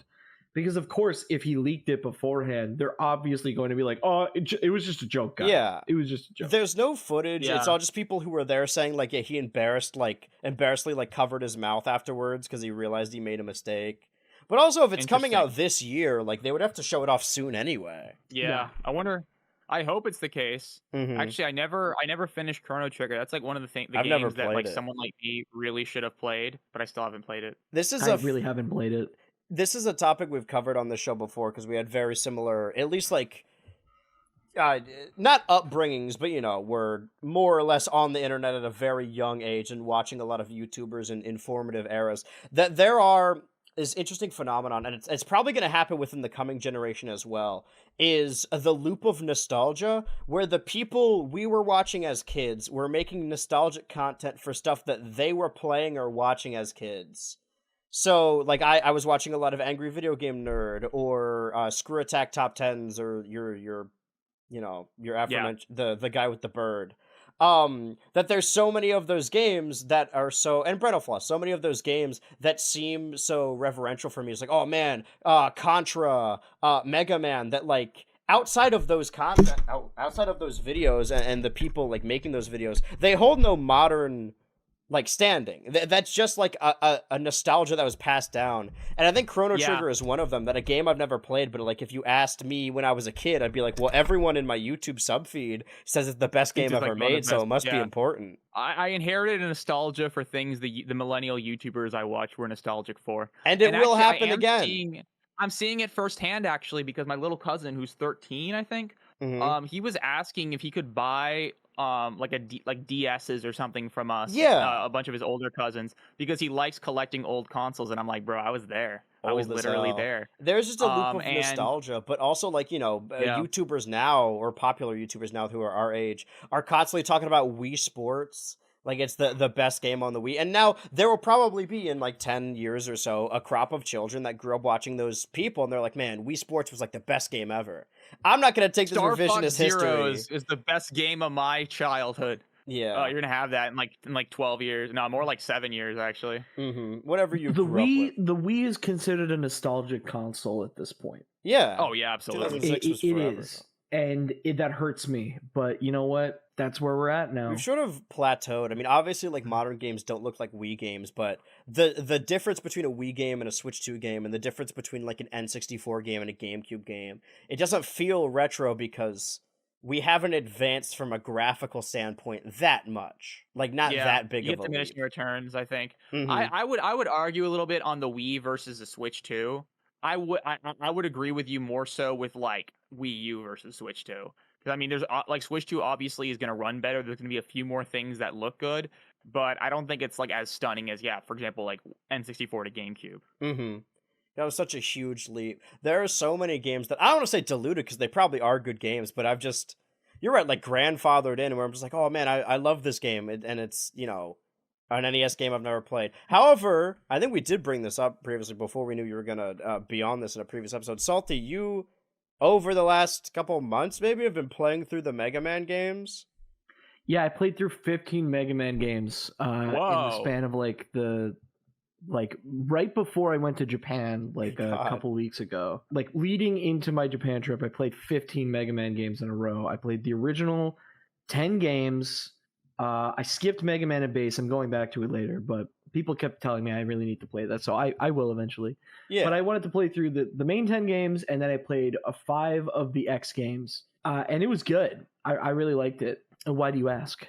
Oh, just because we were talking about that. And Mega Man is an example of a game that, like, I never really played, but everyone I watched at the time. I don't know if did you have the same experience as us, where you very much grew up on YouTube and had formative years of watching all those people? You know that joke where it's like, nice opinion, did a YouTuber give it to you? That was me when I was younger. Oh, of course. I got all my opinions from YouTubers. I still get all my opinions from YouTubers. Right, it's me. But, there's it was one of those things where there's a lot of games that I'm familiar with specifically because YouTubers talked about them so favorably all the time.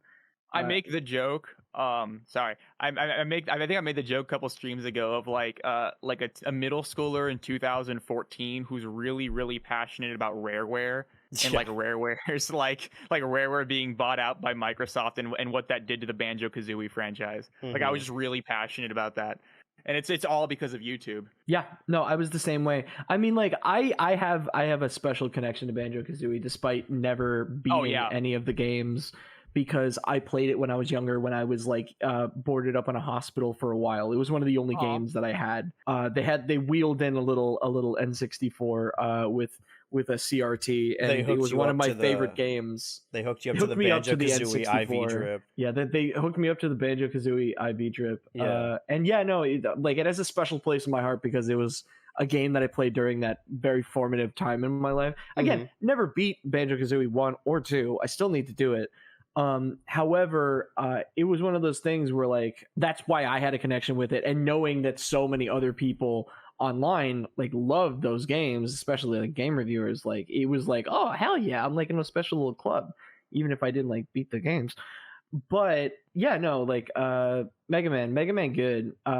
For years I was told Mega Man good, and like I knew this because I played a couple of Mega Man games. I played Mega Man 3 and Mega Man 10 when I was younger, and I really liked them. I didn't beat any of the other games until recently because I was thinking about how much I was a fan of like Mega Man, and I was like, shit, I did not actually beat that many of the games. I'm gonna go back and just beat all of them. I played the first 5, either the first 4 or the first 5. Mega Man 3 and 6 are like I think the best ones out of that original 6 games. I feel like I have heard the first one about I 3. played. The first one I played was I think maybe I think I might have gotten to the early Wily stages. When I was a kid, I think I played Mega Man 2, but I never finished it. I didn't finish until I was an adult.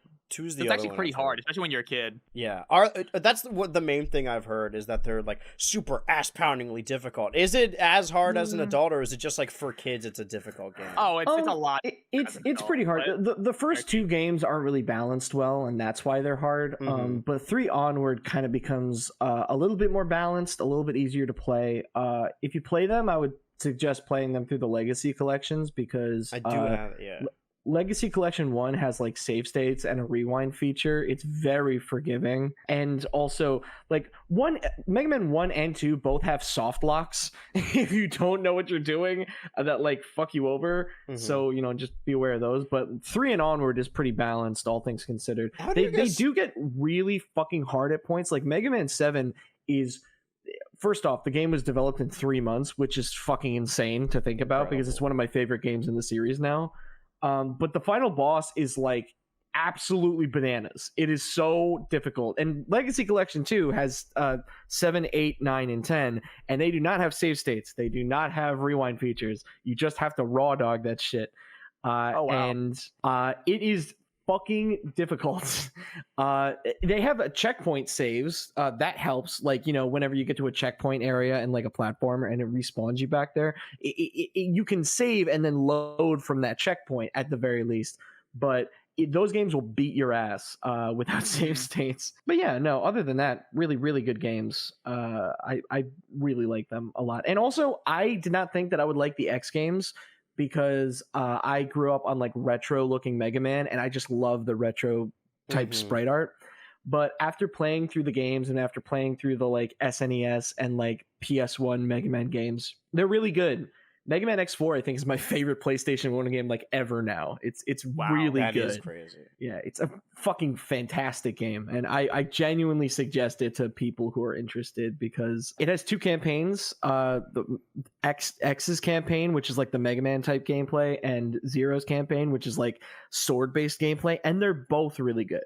It's a little bit jank at first, but as you get powers, you become like a fucking insane person, like shooting and like slashing your way through these levels. It's great. I think PlayStation is really missing that kind of archival system. Like, not to say that Nintendo is one-upping them with it. We're to use the term one-upping, but they have so many legacy titles in their library, and I guess they would have to go through Capcom as well. But yeah, I mean, the thing is that a lot of the biggest PlayStation titles aren't owned by PlayStation. They just happen to be on the system, like Final Fantasy, Capcom games, Crash Bandicoot, I guess. Naughty Dog with like Crash Bandicoot when that first came out. That's why like a lot of them are cross-platform now, is because they were never PlayStation only brands in the first place. They were only PlayStation only because the system facilitated them to exist in the way that they did. I know that, which is why so many of them you can get in like collections now, or like on really any modern system. Whenever a direct is kind of fluffed up by having like little ports in the middle, like, oh, we're porting this game, and people kind of roll their eyes. I like the Nintendo Switch, and like moving forward, the Nintendo Switch too, if it has the same online infrastructure and backwards compatibility, kind of you can just play any, if not most, games on the Switch. Obviously not like modern games, but I like that, like, yeah, it just has Kingdom Hearts and Final Fantasy and like a bunch of games that just exist on previous consoles. I'm all for the prospect of like ultimately porting like every game that's important to the Switch at some point. Yeah, I think one of the best things about the Switch 2 being a thing that I think I don't know how many people are talking about it is the fact that the online infrastructure is going to be more or less the same. They might update the servers a bit. I really hope that they do because they've been kind of asked for a while. But however, right, the good thing about this is that Mario Kart World, it's an $80 Mario Kart game. Nothing in the trailers have shown me that it deserves to be an $80 game. However, you can still play Mario Kart 8 Deluxe, which I consider the best Mario Kart game so far on the Switch, and presumably Nintendo Switch Online will keep support for it for the entirety of Nintendo Switch 2 Online's life, or Nintendo Switch 2's lifespan, which is probably going to be another 8 years. So the fact that I can still play Mario Kart 8 Deluxe on my Nintendo Switch 2, and I'm not basically locked out of it and online support is going to die shortly after the Nintendo Switch 2 comes out. I'm very happy about that. Yeah. Because with stuff like the 3DS, like when those systems went down, that sucked because we lost such a huge chunk of really cool games, online features. And like, you know, some of them have been revived through fan efforts, but not all of them. Yeah. And they're not perfect either. Like, you know, they're doing the best that they can, and you know it's getting better every day. A lot of those fan efforts are helping the scene a lot, and I have tried them out and they're very good. But like we're really just like when I heard that the Nintendo Switch 2 successor was coming, I was prepping for all of my favorite Switch games to suddenly go offline just like they've done for past consoles. But the fact of the matter being now is that I really doubt that they're going to be offline because of the backwards compatibility. They would want to keep those online services going. Yeah. They have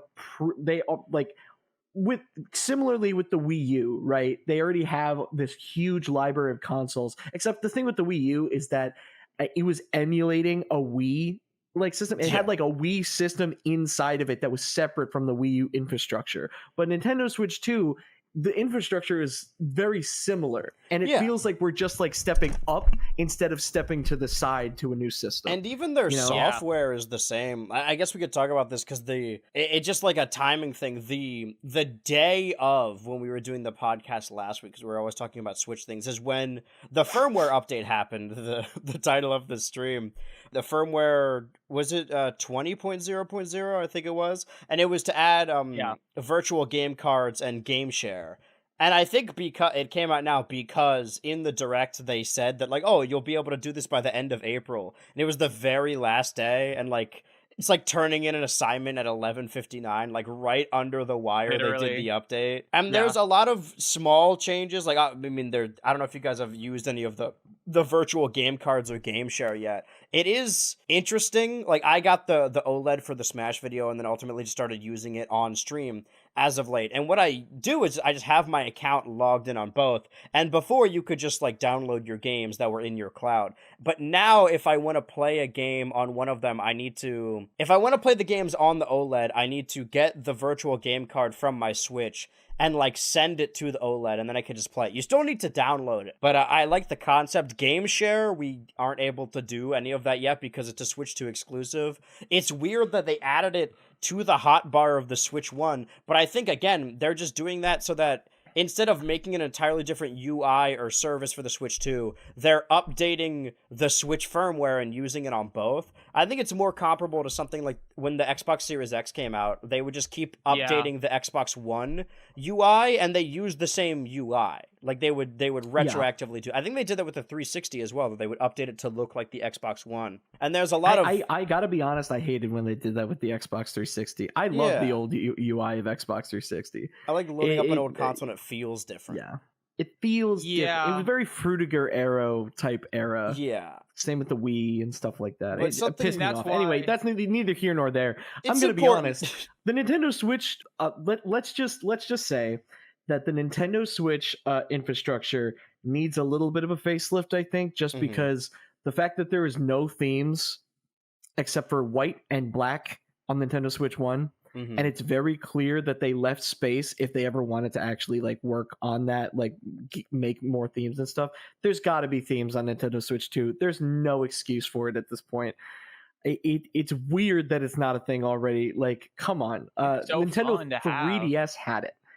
Nintendo 3DS had it. And it's an easy way to make some extra money because when it comes to themes, they're not that crazy difficult to develop for. Like, it's just basically just colors and a couple of screenshots. That's all it is. And maybe like a couple of different menu sounds, you know? I think ultimately it's not underwhelming, but I'm kind of surprised by how much this Switch 2 rollout and release is less of, okay, we have this new console, we're going to make things more. And it's more akin to something like the OLED, where they're like, okay, we have a more powerful Switch. Because before the Switch 2 Direct happened and we would see games like Tomodachi Life and Rhythm Heaven, I thought, like, man, these games are gonna, like, this is terrible for them. Like, the Switch 2 will already be out for 2 years. But now, like, we talked about launch titles, quote unquote, most of the games they've been marketing other than your Donkey Kong and Mario Kart have been, like, Breath of the Wild, Tears of the Kingdom, Kirby Star Allies, Mario Party Jamboree. Like, it is almost just an extension of the Switch, and that's why it's sold out. Like, the pre-order sold out. And we'll probably talk about that when we're done with the update. So you have a unique perspective. I wouldn't be shocked. I wouldn't be shocked if Nintendo Switch had like their own versions of the games too, like to Tomodachi Life, or if it turned out to be like a new 3DS sort of situation where like there are new games that utilize the new infrastructure, but then there are still just normal Nintendo Switch games. Yeah. I mean, we've been watching the Treehouse footage, and they've shown as much Metroid Prime 4, almost as much as they have Donkey Kong, and that still is a Switch 1 game. It just has mouse controls on the Switch 2. Yeah, and mouse controls and updated frame rate and like running stuff on Switch 2. But, neither here nor there. I think at the very least they are going to keep supporting Nintendo Switch 1 games for the next 1 or 2 years. I think that they'll probably still come out with a couple of Nintendo Switch 1 games. And I think that's also to just like kind of slowly convert people. Like, they aren't expecting everybody to buy the new console at once. They want them to still be included. The good thing about it is that, every game that you buy in that 1 or 2 years where they're still supporting the Switch, you can very easily transfer over to Switch 2. Like, the infrastructure is the same. It doesn't feel like the Wii U where, like, yes, it's technically backwards compatible because it has a Wii inside of it. The Nintendo Switch 2 is just an upgraded Switch 1. That's all it is. Mm-hmm. And it's a cool upgraded Nintendo Switch 1. I think it's a pretty big leap from everything I've seen. Ultimately, I'm just excited to play new Nintendo games. I don't really care what they're on. I am just so happy. Like, I was praying, I was crossing my fingers that the sex symbol. That the sex. I was praying sex on the crossing my Nintendo Switch fingers 2 is crazy. When the Switch successor got announced, which ended up being the Nintendo Switch 2, that a lot of the infrastructure would carry over. And I'm so glad that I was right, because God, imagine the successor of the Nintendo Switch being like the Wii U, starting from scratch, or being like the original Switch, where like you couldn't play any Wii U games on it, obviously, because the infrastructure was so different, and starting over from scratch, and all of those virtual console games that you poured hours into, you bought on the Wii U and the 3DS, could not be transferred over to the Switch. And like I said earlier, Nintendo Switch Online has only been worth it up till recently. Mm-hmm. Like, imagine them making a new console and having to start over and like slowly add in games. Yeah, that's again what from, we were like, talking NES, about earlier. SNES. That's why I'm kind of glad it carried over, because I would not want to be like, oh, you could play Ice Climber on the Switch too. I think that we might be at a point, and this might be proven wrong 8 years from now, but I'll throw this out there. I think that we're at a point where like there is no reason for these infrastructures to be so wildly different that you can't easily backwards compatible play shit. Mm-hmm. Like, I doubt that the successor to the Nintendo Switch 2 is going to have such a different infrastructure that everything before it cannot transfer over in the same way. I think we're at the point where we're simply anyway. Yeah, I mean, like, everything's online, everything's accessible. It's all computer. It's all computer. I think that we're at a point where there is no feasible reason why whatever, and this is obviously way in the future, but like the successor of the Nintendo Switch 2 eventually wouldn't just build upon what's already there. You know, I don't see a universe existing where everything gets thrown out at the end of Switch 2's life cycle and we start from scratch again. Potentially that could be the case just because Nintendo loves selling us the same things over and over again. But like the way that the subscription service works ensures that they will be able to still profit like repeatedly from the same people who are playing these retro games. So in fact, they are technically selling us the same games over and over again. It's just through a subscription service. So I don't know. I feel like really if Nintendo just keeps building up like this, you know, building on top of itself, I think that they will remain at the top like for a really long time. Mm-hmm. Yeah, I just don't see. That's why so many of the changes in this update are very clearly just to make it match whatever the Switch 2 will look like. Like I have very minute details here, like how they changed the news logo from red to green. They extended the hotbar to like add virtual game cards and game share. And game share is an even more egregious example because you can't use game share. I think you can game share like on the Switch 2 to the Switch 1. But if you're on the Switch 1, you can't game share anyway, at least to my understanding. So the icon there is kind of just there to mock you. The main thing I've seen people rave about is the eShop changing from orange to red. I'm not a fan of that. I won't lie. Do you guys see the meme? Do you guys see the meme of like the green news and the red eShop, and it's like the two NPCs in Mario and Luigi that teach the characters the new skills or something. I also see didn't see people that like one. drawing So fan funny. art of the little Happy Shop bag character. From the 3DS eShop, like being brutal. That's Gore of My Comfort character. But I'm pretty sure that character wasn't even on the Switch eShop, wasn't it? I don't know if it was. No, I don't think so. No, I don't think it was. I think the reason that people are talking about the little Nintendo 3DS and Wii U eShop bag with the face is that the last part of that character to exist was the orange tint of the eShop, and they finally got rid of that. So that Soul the part of the soulless. last soul part of the soul of that character is dead permanently. Now it can go to the afterlife. And you know, I'm kind of sad. You know, I'm glad that we get a fresh coat of paint with stuff every year, but I'm kind of sad. I like the orange eShop. I like the little handbag with the smiley face on it from the 3DS. I like watching love the that games sort of stuff. download and them dropping the orbs I in love the there. download animations on the Wii with the blocks or whatever. Yeah, that Yeah. one too. That's cute. I'm trying to think. Never mind. My brain. I'll just list blanked off the rest fuck of this and you can think about it for a second. Yeah, The other change with the eShop is that they are now ranking what used to be like bestsellers by, it was like most downloads, or it was like the category was most popular and they would go off of downloads. Now it's bestsellers and they go off of, I guess, gross income. And the idea is that it's to get around all the slop that's on the eShop, all the AI and hentai and whatnot. And listen, Thank God. They need more curation and they need more categories to look through, if I'm being for real. I was about to say I I've love never, hentai as much as the next casually guy, but I don't browsed know if the that's eShop, true. honestly. Some of them really love that Like, stuff. Back true. in the day on 3DS and Wii U, I would casually browse the eShop because it was so curated and like there were really good genre sections and like sections for new releases that were big. But now it's just like you go on the eShop and it's like hentai fucker 9000 Yeah. HD edition. There And is it's like one- an AI Mario art.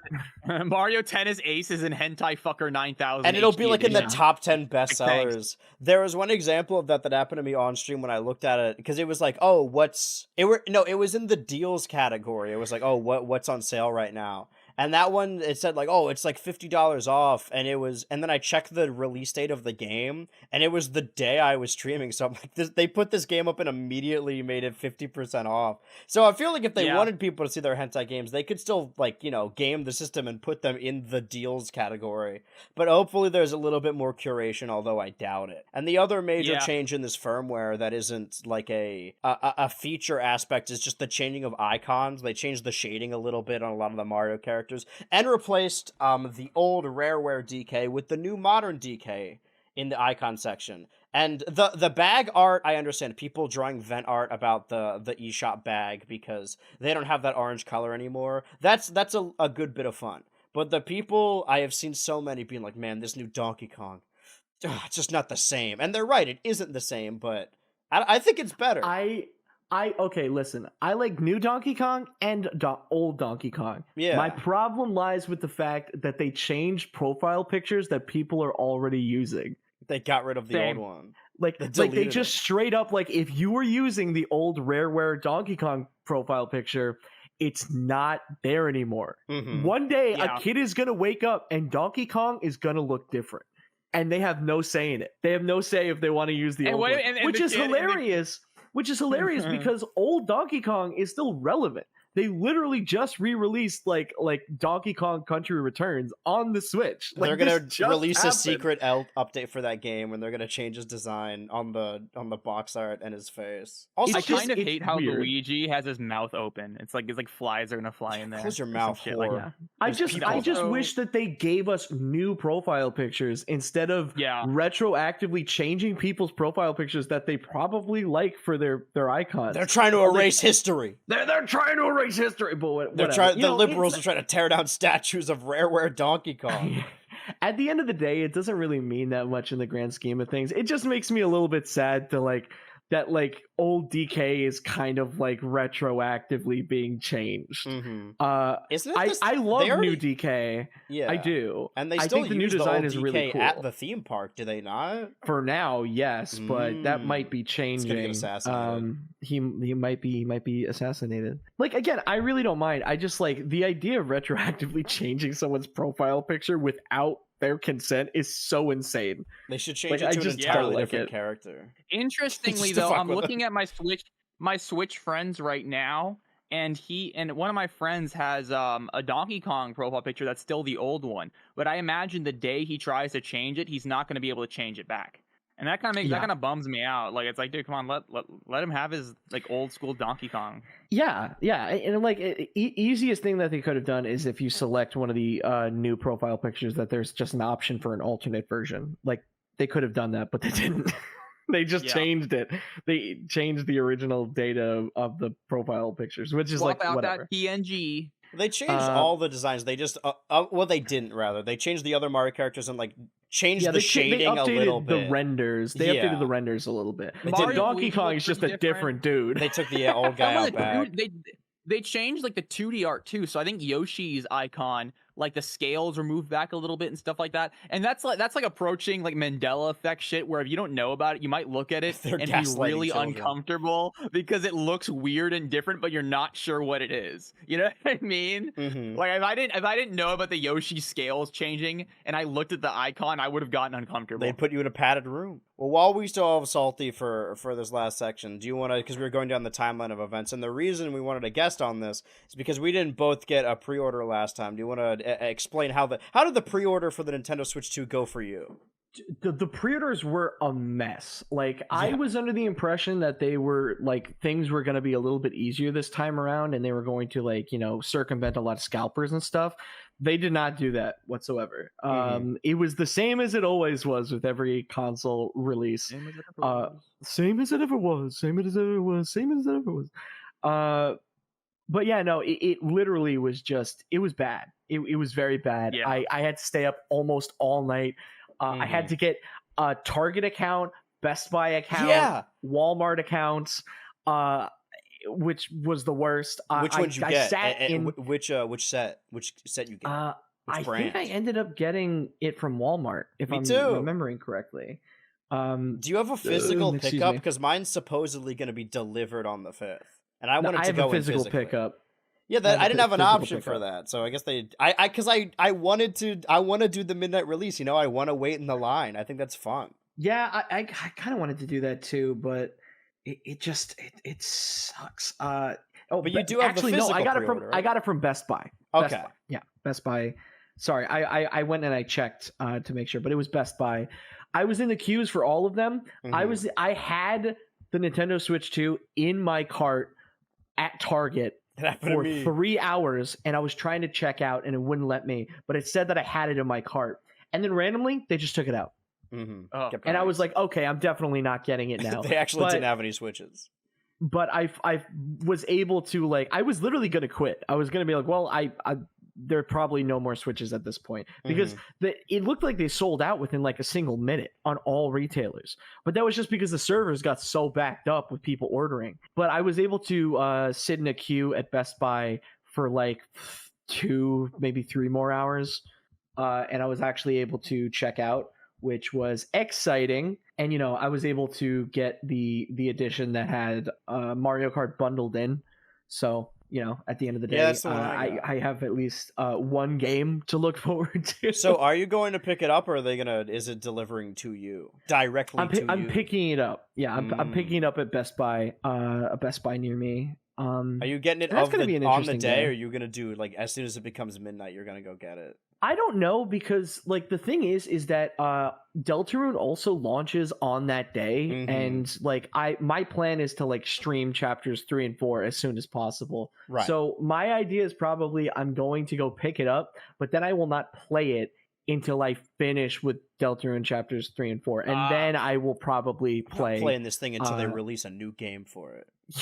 Yeah, literally, I'm like, oh my god, fucking Tony Foxington, you're really busting my balls on the Nintendo Switch release day. I can't even enjoy my Nintendo Switch 2. I gotta stream. Also, but I am excited Phineas about and it. Ferb season 7, I think. It's big day. Cartoons. People forget that Pikmin 4 came out the same day as Barbie and Oppenheimer. All right, but there's a cross release.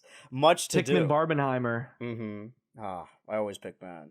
But that's where I land on. It said like it'll come as early as it can on June 5th. And I'm preparing to do like a big stream that day, like streaming all day. But most of it might just be me waiting by the door, hoping they deliver it. I mean, it should get to me. It says on the 5th. I can only hope. I really wanted to wait in line at midnight, you know, like they used to back in the day. But I think that world doesn't exist anymore. Yeah. We don't know how to build it anymore. Yeah, how to do midnight releases. Well, I was under the impression, because you've seen all like or maybe I just watched those old videos of people like in line for these midnight releases. I'm like, man, I would always love to do that for a console. But even like the Wii, like that sold out really quickly too. Yeah, no, that was like impossible to find for a all while. things considered. I mean, I had trouble finding a Switch. Like it's these things. There's a lot of hype around and there's a lot of demand. So I think it's hard to like ever really have enough for everybody. But you know, I think people often do have the habit of treating a certain launch of a console as obscene or really, really bad. But you know, I kind of think back to myself. I mean, you said in this stream, like the N64 launched with 2 games. Yeah. So I think on some level, you know, I think every console launch is gonna have these kinds of annoying parts to it. And it's, you know, it's not worth getting too kind of worked up about. At least that's what I told myself when I realized I wasn't going to get a Nintendo Switch 2. Or if I'm going to stream all that day anyway, we can get you out here and we can do a live episode of Switch 2 Ultra. I'm genuinely thinking of it. Switch 2 Ultra Live, yeah. The only way. Well, okay. Salty, going into this, you said you had about 2 hours that'll be done before 8. Does that mean you got to go now? Probably got to start wrapping up in a little bit, yeah. All right, no worries. I don't have a lot more to say about the Switch. The final segment I was going to do was opening up my 2025 consumption tier list and talk about the things I did or the things I've watched thus far over the weekend. But it doesn't really involve the Switch 2, so it's really just a matter if you want to stick around for that segment or not. Yeah, I can stick around for a little bit. All right, let me move over to there. Let's see if this is the correct screen. Oh, I gotta put Salty over here, actually. Oh yeah, Salty isn't there yet. And now he's disappeared. All right, hold on. Let me get you. Salty, what's your opinion on Nintendo? I think it's gay. Dude, they're gonna release the Nintendo Shit Cube again. Yeah, they're gonna release the Nintendo Shit Cube. The internet. Pingus Cube. The Pingus Cube? Come on, man. I remember watching that video when I was like 7. Show some decorum. The Pingus Cube, really? We have a guest. Come on, man. Yeah, really? The Pingus Cube? I actually don't know. Now that I'm looking at this, I don't think that I can really give any input on a lot of these. Because... Oh, don't worry. I've been steamrolling these segments anyway. I mean, this is the list I had last week that I now need to update because there are some films I forgot, which is I can explain all these. I will say though, if you guys have anything on this list, one, Sinners is already at the top of my list. I would recommend if you go to a theater, if you have a theater near you, go see Sinners as soon as you can while it's still in theaters. That's a fantastic movie, and I think it's already going to be the best thing this year, at least for me. I'm locking that in. Okay. I'm still Haven't finished Abbott season 4, Goosebumps season 2, Stugo, Chibiverse season 3, Moon Girl season 2, Daredevil, Jellystone, Last of Us season 2, and The Rehearsal are airing still, and Andor is also still airing. But I will say, I don't know if either of you guys have watched any of The Rehearsal, either season 1 or 2. I've not think anything could top season 2. Like, I sat up in my chair, episode 2. I sat up in my chair last week when watching episode 2. And I didn't think they could. I thought it was just gonna, it was gonna ebb and flow. But each episode has been more insane than the last. And The Rehearsal, episode 3, caused audible gasps in the chat I was watching it in the call. Okay, dude, I think I'm gonna save it for my flight on Wednesday. Are you still talking about The Rehearsal? The Rehearsal, yes. Yeah, I would not watch The Rehearsal on a flight or season 2. The crux of season 2.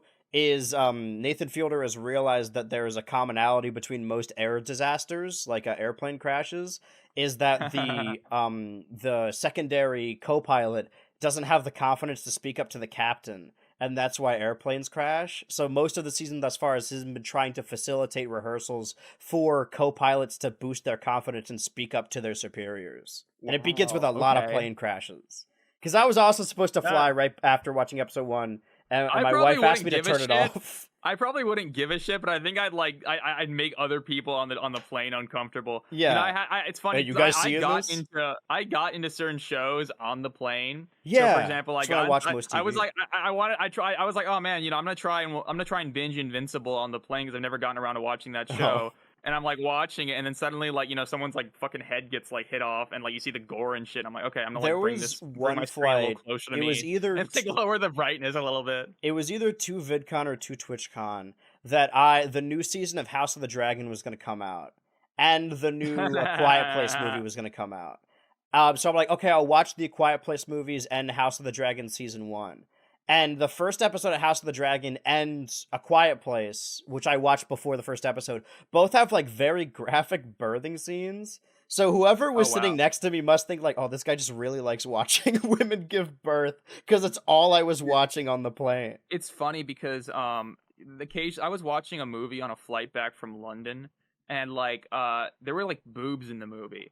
And That's I was thinking to myself, like, this wasn't on my iPad. This was like on the like airline offered kind of screen thing. Mm-hmm. Some airlines still have that, and I'm like saying, so I'm like according to the airline, I'm allowed to watch this. I'm allowed to see these boobs, and there's nothing anyone can do about it. Right? They put it in front of me. I still don't want to look at it and be the guy looking at boobs on the freaking plane. You were shaking your head the whole time, so everyone knows you disagree. I had to like shake my head and tell everybody like I'm not this watching it for gross. the boobs, But like the movies I saw the weeks prior to not going to the theater anymore, Opus and Last Breath. Opus is, I already said this on my letterbox, it's not a bad movie, but it's very derivative. It's like if you wanted someone who doesn't make A24 movies, you're like, hey, make an A24 movie for us. It's kind of that. It's a lot of, I walked out of it and I turned to my roommate and said like, man, that was just Midsommar. And then he walked out of it and turned to me and said like, man, that was just The Menu.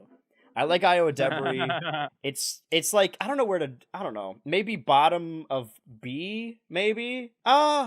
Maybe above Woke Spider-Man. No.